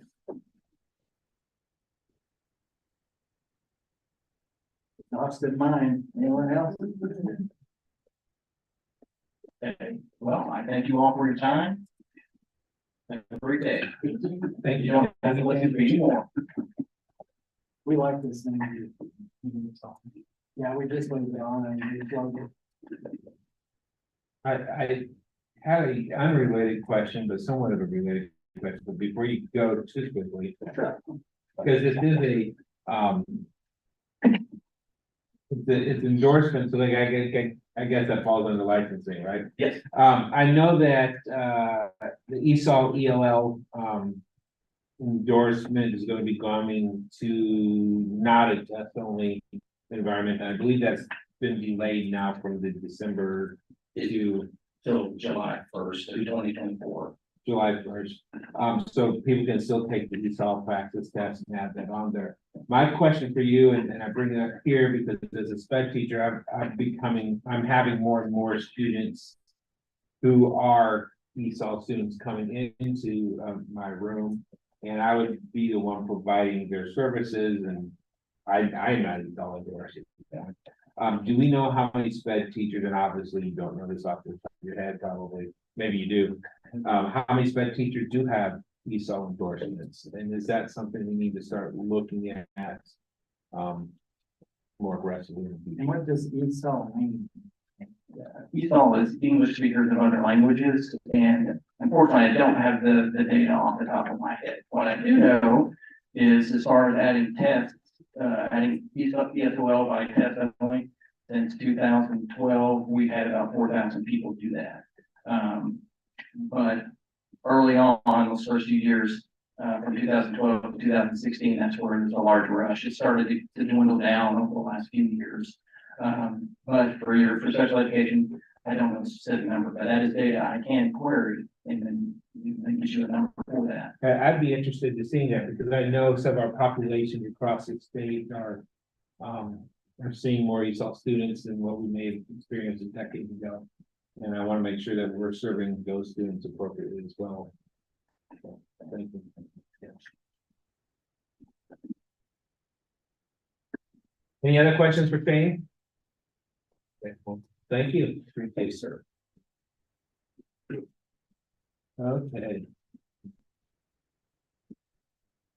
Do we have anybody else here that has a presentation prepared that they wanted to go ahead and give just because we have time? I didn't think so. So with that, I think we're winding down our meeting, and as I said, we will probably be out of here by 2. The next thing that we have is any SEAC member reports. So if anybody who is on, do I need to drop it? I was gonna say, this is, Karen Rogers. I can give you a quick update as far as our new alternate, access. Are we at alternate access for students, English language students with the most significant cognitive disability? Test coordinators were added about a week ago. And so test coordinators will be adding other people in their district and teachers. We do know that the majority of these students, when they go through this assessment, the special education teacher is administering it. So there is a required training similar to the DLM. We have added a section on the KSDE dynamic learning maps and essential elements page specific to that all access test. So we've got several resources there. And then on December 7th, we are doing a webinar from 10 to 11 that's more directed towards test coordinators, administrators, because there's going to be some extra information there that our teachers don't need. And then during my 3 o'clock DLM webinar, I'm going to be spending about 30 minutes on the updates they need for that. So materials have to be ordered between December 1 and December 15th. So they can start ordering materials tomorrow. As coordinators did receive an email 2 days ago, I think, and then another one today on getting those materials ordered and pre-ID labels created within the AMS system, assessment management system, through DRC, I think. So that is all moving along. And we're trying to get the information out as quickly as we get it, since we are new to that. Thank you. I do have a follow-up question on that. So the special ed teachers will be giving the WIA with the, I know many of the ESOL teachers get help on those other things, so do they do it jointly? If they do recommend it can be done jointly, it is to be done administered by the person who best understands that child's mode of communication and is most familiar with them. And we know we have a lot of students, English learners with most significant cognitive disabilities that may not be getting direct ESOL services. So we gotta have someone who understands how that student communicates. Pretty much every accommodation imaginable pretty much is allowed. Besides they can't speak it in another language, but there's prompting built into those test items. There's modeling built into it to really allow the students the best opportunity to show what they can do. Thank you. Any other SEAC member reports? Well, then I will go ahead and get one because I get to brag about my daughter. Did I do that? So, and this does affect, I think, SEAC, and I want our educators to take you back to the districts as well, especially if you're in the transition area.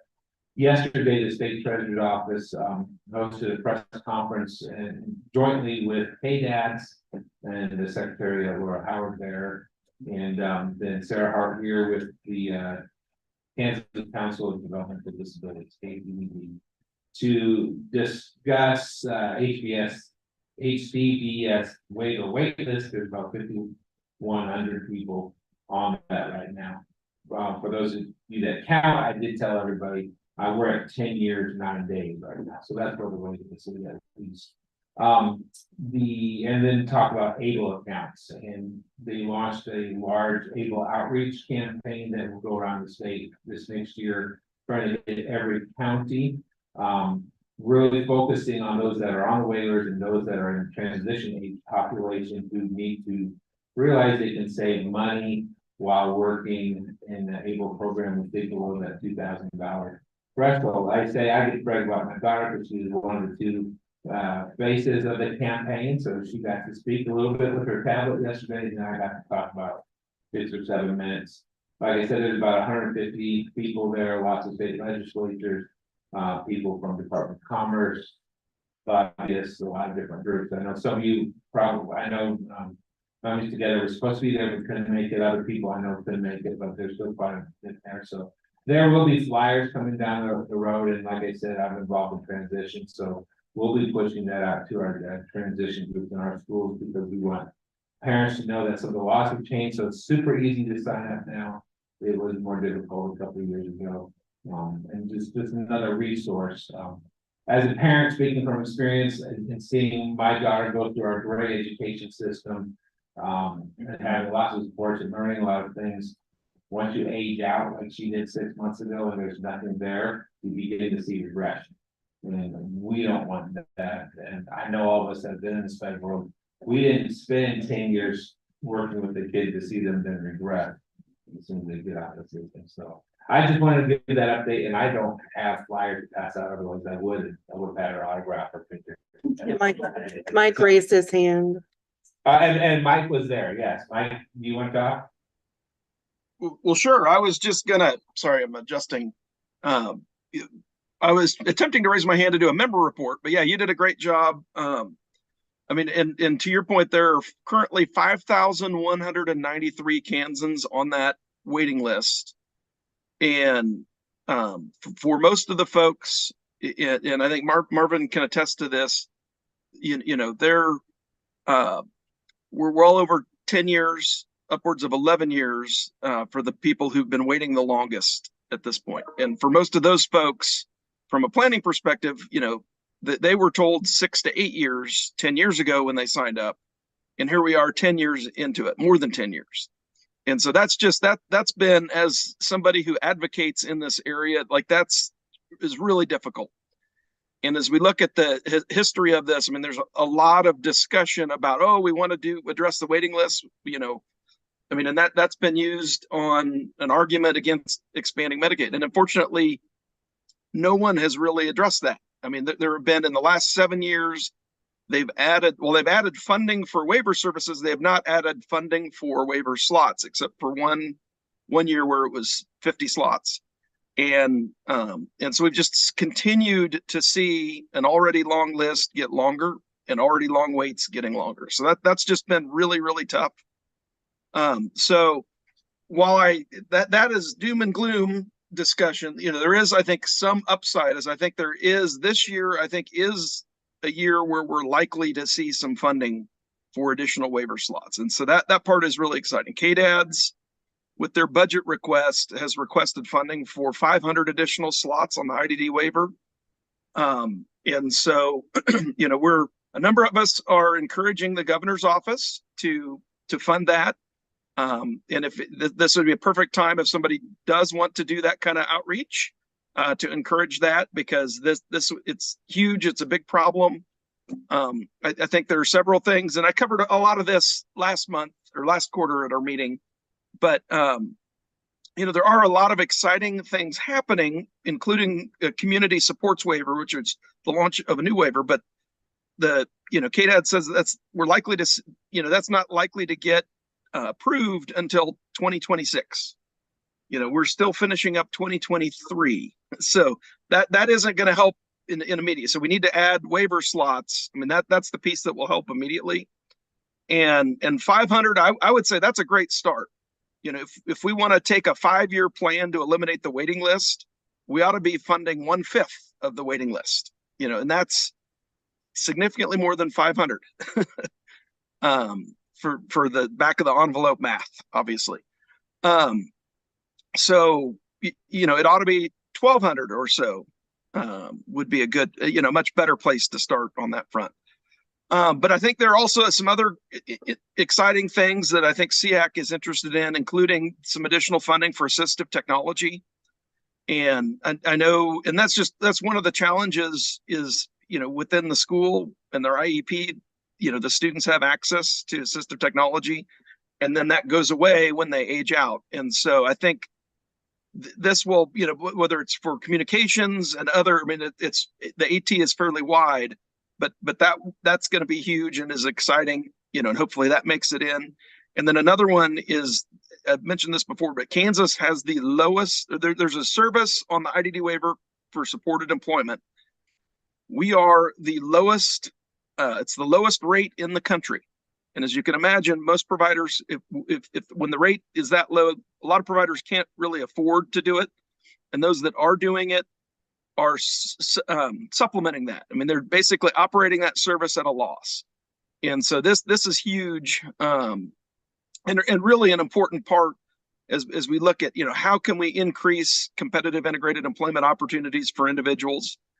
And so we're kind of, a number of us, and this is kind of my broader update, a lot of us are working on a number of things that will help improve those opportunities for access to competitive integrated employment. And this is one piece in that.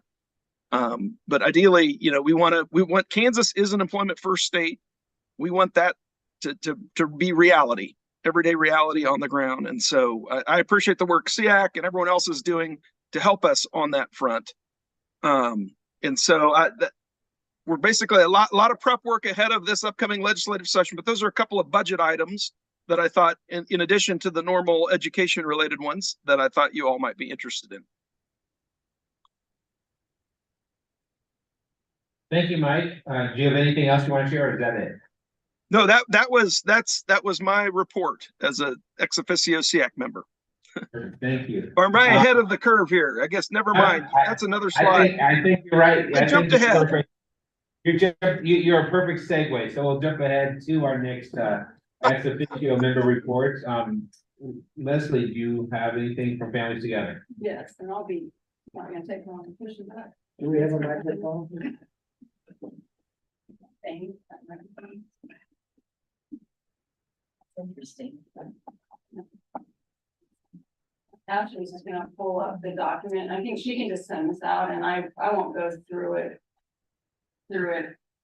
piece by piece, because I think you guys have seen it now quite a bit. But I did notice a couple things. So first off, the last report was for a 6-month period. It was from January through June. Usually I do it quarterly, but I had missed a quarter, and so this is back to just quarterly. So just telling you that. I know you're not going to be comparing, but when I say things are up and then you look at those, you're like, well, no, they're not. But it's a different period. So there really are some topic areas that are up. So just the usual thing you can look at when she spends kind of telling you, what, again, most of our work is in that area of working individually with families, and then training, of course. Nothing really changed as far as who we're hearing from. The top 4 are always the top 4. They did trade some spaces this time, I noticed, but they're typically, those top 4 are usually the ones that are at the top. It was interesting to me when I was looking at that, because the no IDEA disability category jumped from 59 to 100. And so if you think about 59 over 6 months, now it's 100 over 3 months, I just thought that was interesting. And then also the suspected disability jumped. And so I think, we're hearing more from some families that maybe we didn't typically hear from in the past. The calls around homeschooling, emergency safety interventions, mental health, just overall mental health, and IEDs continues to go up. And the independent educational evaluations, we are also getting a lot more questions about that, even when we go out and do training. So I don't know if there's a lot more requests. I was just kind of curious. I don't know if anyone can speak to that. I have a question. Do I need a microphone?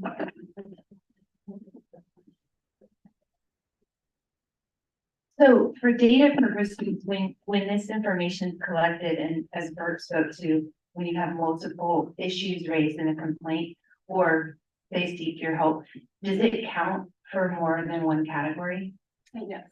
Okay, so that would make an influx in numbers as well, wouldn't it? I mean, make a difference. Oh, you mean if So, like- someone calls, yes, so if someone calls for multiple on multiple topics, Right. all of them be counted. Okay, that's what, yeah. Although the advisement that we give, because we don't want just a laundry list. So we tell our team to choose kind of those top ones. It's not like we barely touched on the topic. It's more like, because IDE is not when you're gonna be talking about independent educational eval, or you're not gonna put that one in there. But it's just interesting to me that we've had such an increase in parents asking about that. And then typically when I do training, because in the past, what I've always heard is that districts generally honor that. If the parent asks for that, they're going to grant that. Now, I do know that sometimes they say no, because I've had those situations, but not very often. So I'm just curious if that's still true. You think, you know, typically they're going to say, okay. I just always like to know, I don't want to be saying things when I'm out there that's not holding true anymore.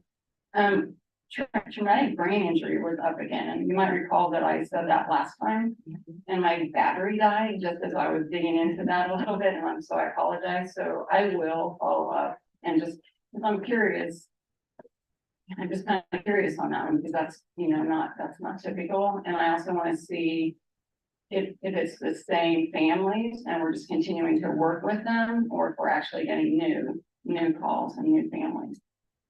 And then I'll just say that 300 of those families received help because of the relief funds we got, the COVID relief funds. That's what we call them. I call them RF, and every time I do it, Brian would say, people look at me like, well, what is that? What we named it. So anyway, I just want to say we are definitely reaching out to more families with that funding. So we're going to miss it when it goes away, but in the meantime, it's been really helpful. And then on that page right there, there's some links. I mentioned that we've been doing some short videos. And so I just threw them in there so you guys could look at them. I know there's one we did, just a short little video we did about faith. And I don't even remember which ones I threw in there, but if you care to look at it, those are on our YouTube channel. I know the faith one and the 25%, one of them is on the 25% rule. Those are viewed a lot. And so just thought I'd let you guys have those, and feel free to share those with families. They're short and easy. And then at the bottom is again just the education advocate program numbers. So when you get it, you can take a look at that. You can see how busy August kind of goes down a little bit in June and July, and then it ramps back up when we get back into school. I think that's it. Any questions for me? Emotional disability did jump from 93 to 151, which falls around that. So I thought, again, that was another jump. We have 3 questions. So we're gonna look like we're just doing a talk. When you talk about suspected disabilities, do you identify which ones are? I'm just wondering if there's been an increase in people suspecting mental health. How do we get identified for that? Sure. I can go back and look for you, because what we would do is we would put suspected disabilities in the main, because these are the ones we have to report to OSEP.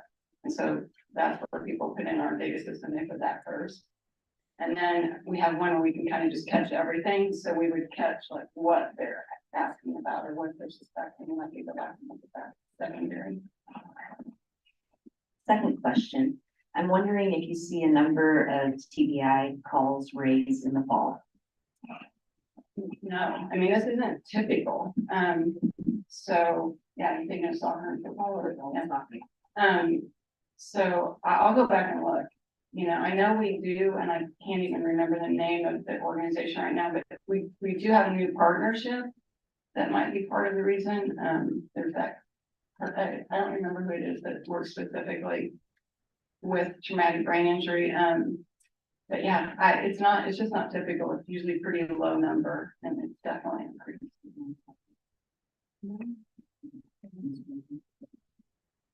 And then are the videos that you posted here posted on TAS? I'm very bad at that. I think we have 1 or 2 resources on TAS. So no, we can make it work on that, yeah.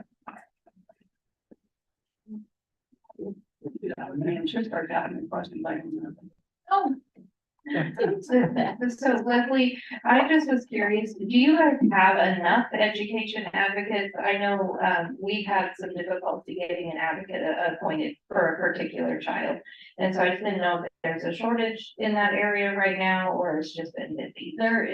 Well, typically have you been talking to someone on the team? On the advocate team? Okay, so because typically they're pretty good, they're pretty fast at doing it, so maybe if you can find out a little bit more about that. We have a shortage in Wichita, that Wichita area. I don't know if it kind of extend closer to you, but yeah. We just did a training yesterday and was just on, so if you know people, Marvin's helped us with this sometimes where he's even come and he is an education advocate, right? Have you been assigned with him? Great, see, we really need people on. So, but at some places there's a shortage and some places we're fine. But no, it's not typical to have to wait, so let me know. Anybody else? Do you have any? Ashley's not here, right? She's online. Oh, Ashley, are you online? She was not feeling the best, so she may or may not be online, and I'll do it. I do not think so. She off? Yeah. Okay, so go ahead and. Okay, do you want to bring up this slide there? Yep. Somebody? I can do that. Let me get out of this. So we have a couple different, the slides to share from Casey. We do a monthly report that we send out to all of our members, and so we just, use that for our updates for CDAC as well, a way to communicate and keep everybody, updated with Casey happenings. So we'll just give Ashley a second. It's Alicia. Alicia, sorry. It's okay. Which one do you want? Do the Casey monthly update first. Okay. Oh, I just moved that in the way. So we have over 200 Casey members now, so we're pretty excited about that. And, you know, one of the things we've been doing this year is connecting with Casey as another member service, and it's new. And so this last time that we met, we talked about virtual schools, which I mentioned, which was in mid-November. And then one of the things that Casey's really been working on is our legislative committee. And so we have a Casey, 3 Casey members. One is the director of an interlocal, one a co-op, and one a single district. It's working with some superintendents and SDAC, trying to talk about the open borders legislation, what that might mean for special education. And so I don't know that we've really come up with solutions, but we're glad to be at the table and in the conversations. We are also have a team put together that's going to be working with K-State on a special education administrator evaluation tool. Currently, administrators are evaluated a variety of tools if they're evaluated at all. And so we're working on that. And then our monthly update just includes some resources, a legal update from Perry Circle that comes out every month. So you're welcome to link to those when Alicia gets this put in with all of our other documents. Okay. And then the other document I wanted to share with you is kind of some legislative talking points that Casey put together. Just because we want to kind of have some consistent messaging about special education funding and general support of public schools. So this will be, it's a 2-page document, or you can put it front and back, whatever works for you. And this is something that we are sharing, so feel free to share it. And so these are just some of our talking points. You know, we want legislators to know, number one, that we're watching and listening. So we're paying attention to the decisions that they're making, that we do support public education and local control. So in other words, don't tell us who can come to our school. We've had that handled without their help. That we support increased special ed funding based on the recent legislative post audit report. So if you haven't checked out that report, would suggest that you take a look at that. And then, you know, we also support the state board's recommendation about phasing in fully funding special education. And then we recommend that legislators refrain from making tweaks to the special ed funding formula without the input of special ed funding task force. And so, you know, there was a lot of discussion about maybe bringing that up in general session and not having the task force look at that, which has representatives of public ed and special ed on it. And so then we have some just additional talking points about special education that we think are important. And, you know, we always want to remind people that all students are general education students first. That, really, I think we need to stop talking about special education students and just talk about students who receive specialized instruction. Because that's all it is, it's a service. It's not a person, it's a service. And so I think, we really need to work on, talking about that and reminding everybody that, we don't have students, in special education, we have students that have services. And so, one of the things to know is, there are 5 states in the country that have the most aggressive open enrollment legislation. And Kansas is now one of them with the law that, the legislature passed. The others are Florida, Arizona, Utah, and Oklahoma. And so, one of the priorities of USA and their legislative priorities this year with the superintendents are really to focus on local control and reminding them how Kansas appreciates local control and how much they've taken that away. And so we're just, trying to keep involved in all of those advocacy and legislative discussions, but wanted to share these talking points with you in case they were helpful in conversations. I'd be happy to answer any questions.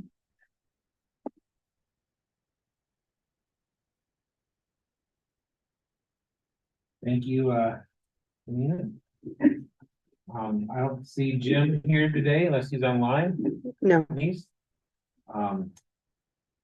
Adalia, are you online? Yes. Or she was. She was earlier. Yeah, I just let her back in, but she's gone again. She said she was returning. Right. So Yeah. she may not be here, so. And I don't think John or Luann are probably going. John's right there. Oh, sorry. You weren't. We talked to each other. John, go ahead and talk. Thank you, Mark. This is John Harding, School for the Blind. So, no slides. Our copy operation is out of control. Last time I talked about the Braille being copied. Yeah.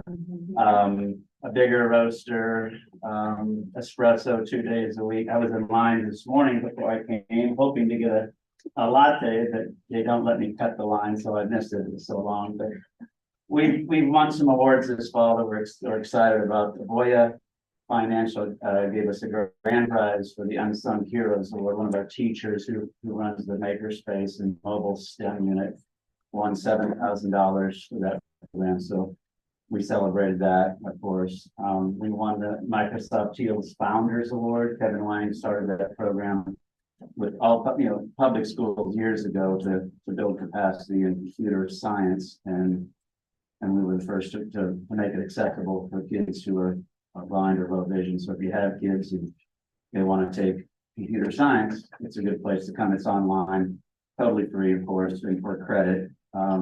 Had a lot of fun again with STEM. Our Make 48 Inventors competition. Our kids get to compete all over the Midwest. They have won money. They hold their own with others, oftentimes engineering students who are older and designing creating a prototype against a design standard in 48 hours. It's a lot of fun. We're hosting 6 other schools for the blind in April on our campus that are making just to give them that experience too. So we're hoping that they expand their offerings in other states. We've got a new blind soccer field, and you have teachers, PE teachers, who want to get kids who are blind involved in sport. That's hard because a lot of times our kids will be on the sideline. They want to get them involved, but they don't know how. We have a couple of very energetic, bright, young teachers, female teachers who can help your PE teachers figure out how to get kids involved in your public schools. So we're going to host in the spring a ribbon cutting for the blind soccer fish. We had $20,000 sidewalls and bowls on the end, and we'll use it for demonstration and exhibitions and just for kids to come to our campus and get involved in sports. So we did those. We take that on the road as well if you're interested in that. Yeah, we have a new sensory garden this year. It's a lot of fun. Project Search won an award with the YMCA this year. We send kids to Project Search. So our copy operation is kind of the first step into Project Search, where they work at the YMCA. They were honored this fall for Spirit of Giving Award. So we were excited about that. But we're serving more kids across the state than ever. Our outreach teams are busier. Requests for direct services are up 250% this year. It's just a product of teacher shortages, I think, more need, but we're glad to do it. So that's it, School for the Blind. Thanks, Marvin, for the microphone, and I'll take any questions if anybody has any questions. Great stocking stuffers. If you're looking for copies, go to our website and we'll hook you up. Thank you, John. By the way, I had a student that played football, totally blind, was the center for the ball team, and no one knew it. Wow. His buddies would lead him by voice. They would tell him what direction to head in as the center, and they had a winning season with him.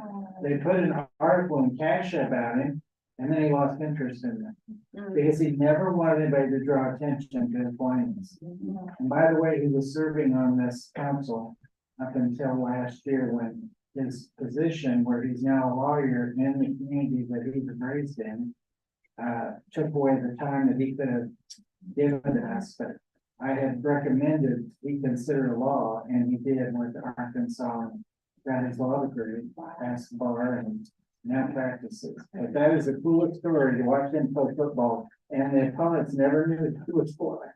We're always looking for graduation speakers, so let me know. We have we've hired three individuals who are blind or low vision in the last year. One of them is going through the registered teacher apprenticeship program, so we're excited about that.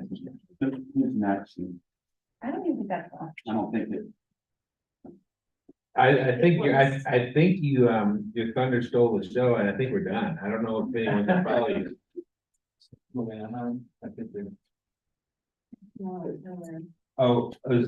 Luann is here. This is Luann online. Thank you. Go ahead.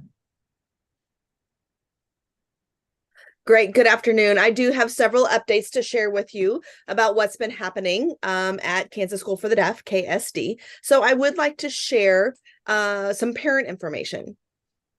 We've got a parent packet that has been in progress. The parent information packet has information that shares about our campus-based program and also our outreach services. And that was one of the requests that we had received from the Department of Ed as a project for us to disseminate to other districts if there are parents that were interested during an IEP meeting, or if they were curious about more information about our school, School for the Deaf or School for the Blind. So we do have that information ready to disseminate. And that will go out in January. And we do have hard copies that are available for you. Should you want them, just reach out to us. Second update that I have for you is that for the needing assessments at the national level. So we have regional stakeholders that we have been talking about and hosting discussions with in Kansas in regards to the special population for equitable access for those deaf and hard of hearing. And again, just to clarify, I represent the deaf and hard of hearing population. And so we have met with locations that have reached out to us who are educational experts, technical experts, and hosting discussions that we are looking at student success and employment and using evidence to recognize regional gaps as it regards to CTE program, as we are focusing on implementing and strengthening the future of our workforce needs and the labor market and information as we, again, having those full-time meetings, and there's special populations that we're targeting. Okay.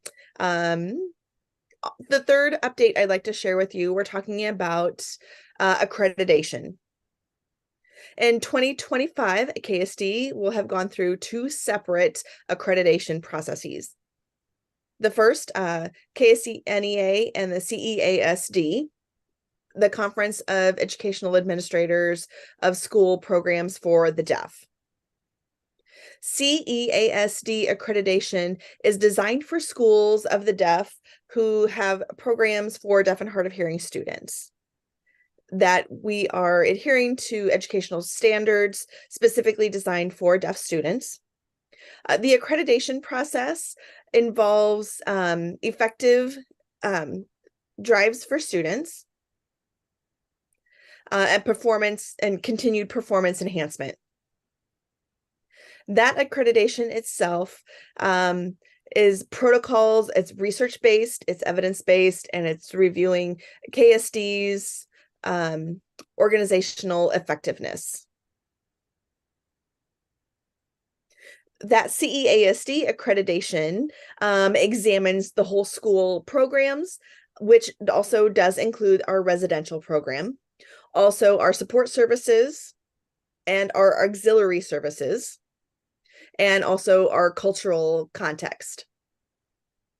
The community of stakeholders determine how well all of these areas are being implemented, with a heavy focus on the needs that we are meeting for the deaf and hard of hearing students within KSD's campus program, and also includes our statewide outreach program. How well are we utilizing those services, if these services are positively impacting our target population as a whole? So both of those components are taking into consideration, and that goes through 2025. We are undergoing a self-study, which is an 18-month process. We are surveying our stakeholders and those who we have contacts with, and so we are also reaching out to a few special ed directors, and so we might get some representatives from KCEA to see about some standards that might be impacting some of our focus on some of our students. So the students whom we serve, to make sure that their needs are being met. So CEASD, also, as you know, the process is changing to the 2.0 update. So we have an internal group called a special purpose and state school. So we have had a couple of meetings already. The purpose of that meeting is to address each school with special populations like KSD, the School for the Blind, Lake Mary, and a few other programs within our state, to really look at how we can move forward with equitable accreditation criteria for those special schools.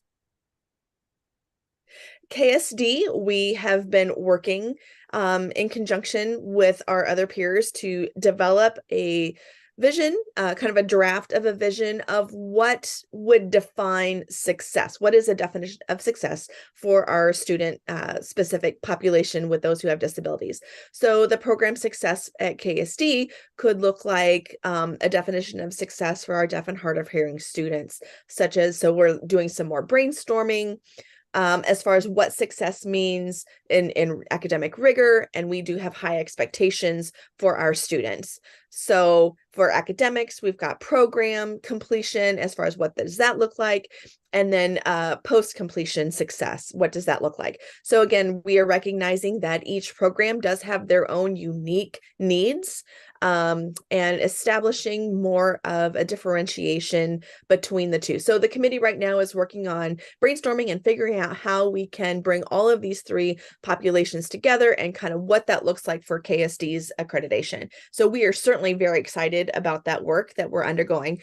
The last thing I'd like to share with you is we have had a meeting with the Department of Education in regards to ASL, American Sign Language, as a world language.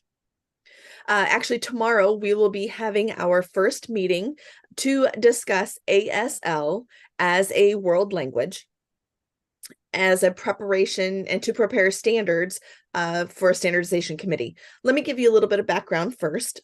We have had several teachers teaching ASL classes for hearing students, which means like ASL as a second language that is being offered. Those instructors or those teachers who have been teaching ASL have posed some challenges to KSDE's licensure requirements, as far as who is licensed, who is appropriately licensed to teach ASL. So, or just, it's not just anybody who has a license can teach ASL. So, you know, I don't know that there's any specific ASL licensure in the US that we know of. So tomorrow, again, we will have this conversation. Our goal is to develop ASL as a world language.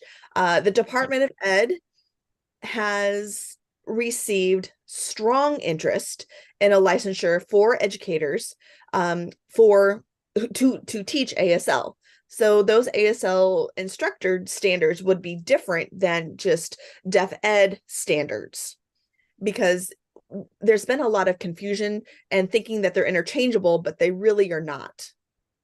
Teachers of the deaf have content knowledge of deaf and hard of hearing, endorsements and requirements. Those who are teaching ASL to hearing students as a second language, it is a different set of standards. And right now there are no standards in that area. So currently there are several members from the Teachers of the Deaf who have been working on drafting these standards. And also there have been ASL as a world language instructors who are meeting tomorrow again to discuss, to develop, to write, to review, and look at what the current world language standards are as they stand today. And so we're looking at that, and then also trying to develop and possibly include those world language standards. And so we are so excited about this process and this project that we're undergoing. And we have a large number of hearing students who are very interested in learning ASL as a second language or as one of the languages that fall within the world languages. ASL as a world language is the third most utilized language and the third most enrolled language in schools. So Kansas, again, wants to offer ASL as a class for hearing students. And again, the challenge being as to who is qualified to teach the ASL language. But there is no ASL licensure. So again, we're looking at our shareholders, and we have been working diligently up until now, and even then. So we're having our first official meeting tomorrow. So those are just a few updates from KSD. And but just general operations, we're doing great. Students are involved in sports. We're super excited about some of the other projects that we're doing. So that concludes my report, and I will stand for any questions.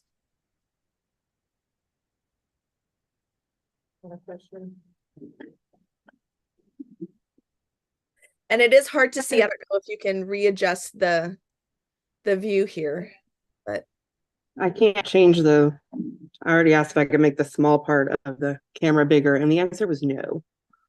So. Hi, Luann, it's Lena Kisner.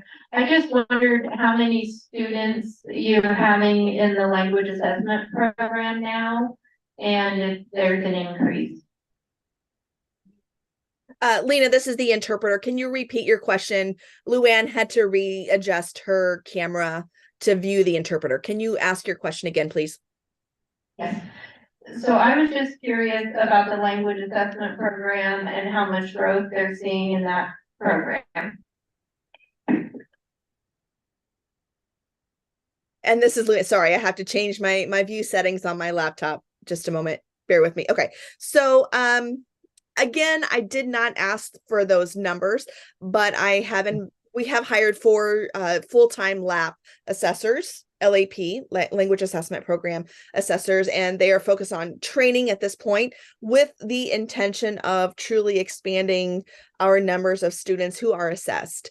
Right now, I am unsure of the exact numbers that are being assessed. I know in our January meeting, I will have that information for you. Thank you. Luann, thank you. This is Marvin Miller. Thank you again for sharing that. Do we know how many school districts in the state are offering ASL as one of their world languages, and what the demand for this is? I do know my niece is interested in that and is doing an online program in her rural school. If I remember right, WSU is starting something here soon, I think. Can you address that? I do know WSU is searching for I'm not sure if they're looking for the dean position or a director of ASL/deaf studies for their program, specifically for their on-campus college students to take ASL and deaf studies, and possibly even an interpreting program housed within WSU. I know the interest is growing as far as those who are wanting to become interpreters or just learn the language. So for example, KU Edwards campus in Overland Park, Kansas does have an ASL deaf studies program that those students who are working for a bachelor's degree, or even those who are in any profession, CNA, doctors, lawyers, whomever, who want to learn ASL as a language on top of their field of study currently. So as far as, again, numbers of high schools that are offering ASL classes as a world language, I do not know, but I do know for sure that all 5 high schools in the Olathe, Kansas area are offering ASL courses at the high school level. And again, that number is just increasing exponentially. And the question has arisen multiple times, are those instructors qualified to teach ASL as a language? That has been a huge question within our local community of these instructors' qualifications. Have they passed some kind of a proficiency test? There is no praxis for ASL proficiency. There's no performance test in regards to ASL. So that is something that the committee has been meeting on and will trying to develop. And there is such an increased interest in ASL. And so, but as far as the western part of the state, I'm unsure. Wichita specifically, I'm unsure, but I know it's trickling throughout the state. So there is that trickle effect, you know, from the colleges down to the high school. Thank you. Let me ask a follow-up question for that. If I remember, correct me if I'm wrong, teachers who are in the teaching of the deaf program that the School for the Deaf offers have to take ASL classes to get proficient. I believe, are there 4 or 5 levels and you have to reach level 4? Is that correct? Well, and this is Luann here. Again, that is not clearly delineated for those expectations of what proficiency means. To be a licensed teacher of the deaf, as far as a proficiency level that must be acquired, those are not clearly stated yet. So we are making this a priority that we're focusing on. Currently, right now, the focus is getting those ASL instructors appropriately licensed and appropriately trained. And then the next layer, which is kind of already in development stages. So with those who are teaching ASL with a heavy emphasis in proficiency. So we will look at those again. Thank you. Thank you very much. And thank you for bringing this to our attention, because I'd never thought about that before. Sure. Yep. My pleasure. And thank you again for having me and allowing me to give my report. I will be there again in January with more information on our language assessment program, and we'll have more data for you at that time. Thank you. I believe, unless there's anybody else online that I'm missing, is there any other reports that I missed? I think we have everybody unless someone's come back. Okay, well, we are almost to our close of our day. Let's talk about our next meeting. Will be in January. I believe we said that the 10th and the 11th is our 9th and 10th. That is a 2-day meeting. That includes our breakfast with the board. And Bert, would you like to talk about that a little bit? And then we can talk about our agenda. Okay, well, breakfast with the board is an opportunity for SEAC to actually have an opportunity for conversation. And the board members come in, they'll sit, they might sit at the same table. We encourage them to sit at different tables, and we like for SEAC to mix it up and to go from table to table if you get the opportunity as you eat the breakfast, and you can converse, answer questions, write down questions if you don't know the answer and they're asking you specific questions so we can investigate as a group. Last year, they had to almost push them out the door because we were so engaged with our new board members and with the the prior board members that they were almost late for their meeting. So that was exciting. So I think if we could continue that opportunity, I know that Alicia and whomever we replace Kayla with will be prepared to have the breakfast served. We ordered it out, we'll have it available, and then just feel free to go from table to table or sit at the table and have a conversation with board members. And then we'll also have to do an annual report, which I have prepared, which took a very long time to put together, by the way, because I take all of our meeting notes and then I summarize that by aligning it with all of the federal requirements for advisory councils and all the topics we're supposed to cover. And so that will be prepared. I read that for you today, but it didn't get done by the person that needs to put it all in a concise order. I have the letter, I have all of our engagements. It just requires the rest of the package to be added. So I'll be working with communications to get that done. But I believe that Marvin and I then will be presenting that at some point to the state board in January. And it's just a item that we have a discussion. They don't necessarily have to approve it. I don't know that they vote on it or not. Randy will decide that.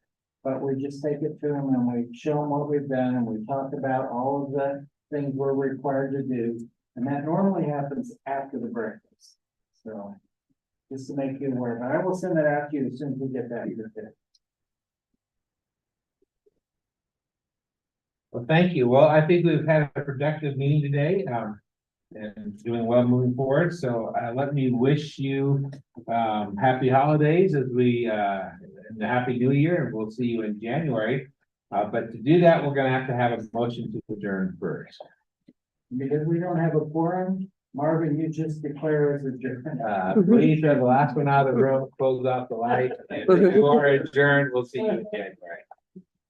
And remember, we will meet the SIP on the 9th. Thanks for reminding me. Yeah, don't be a full day, we start at 1. And if you need a voucher report, turn it in today to Ashley.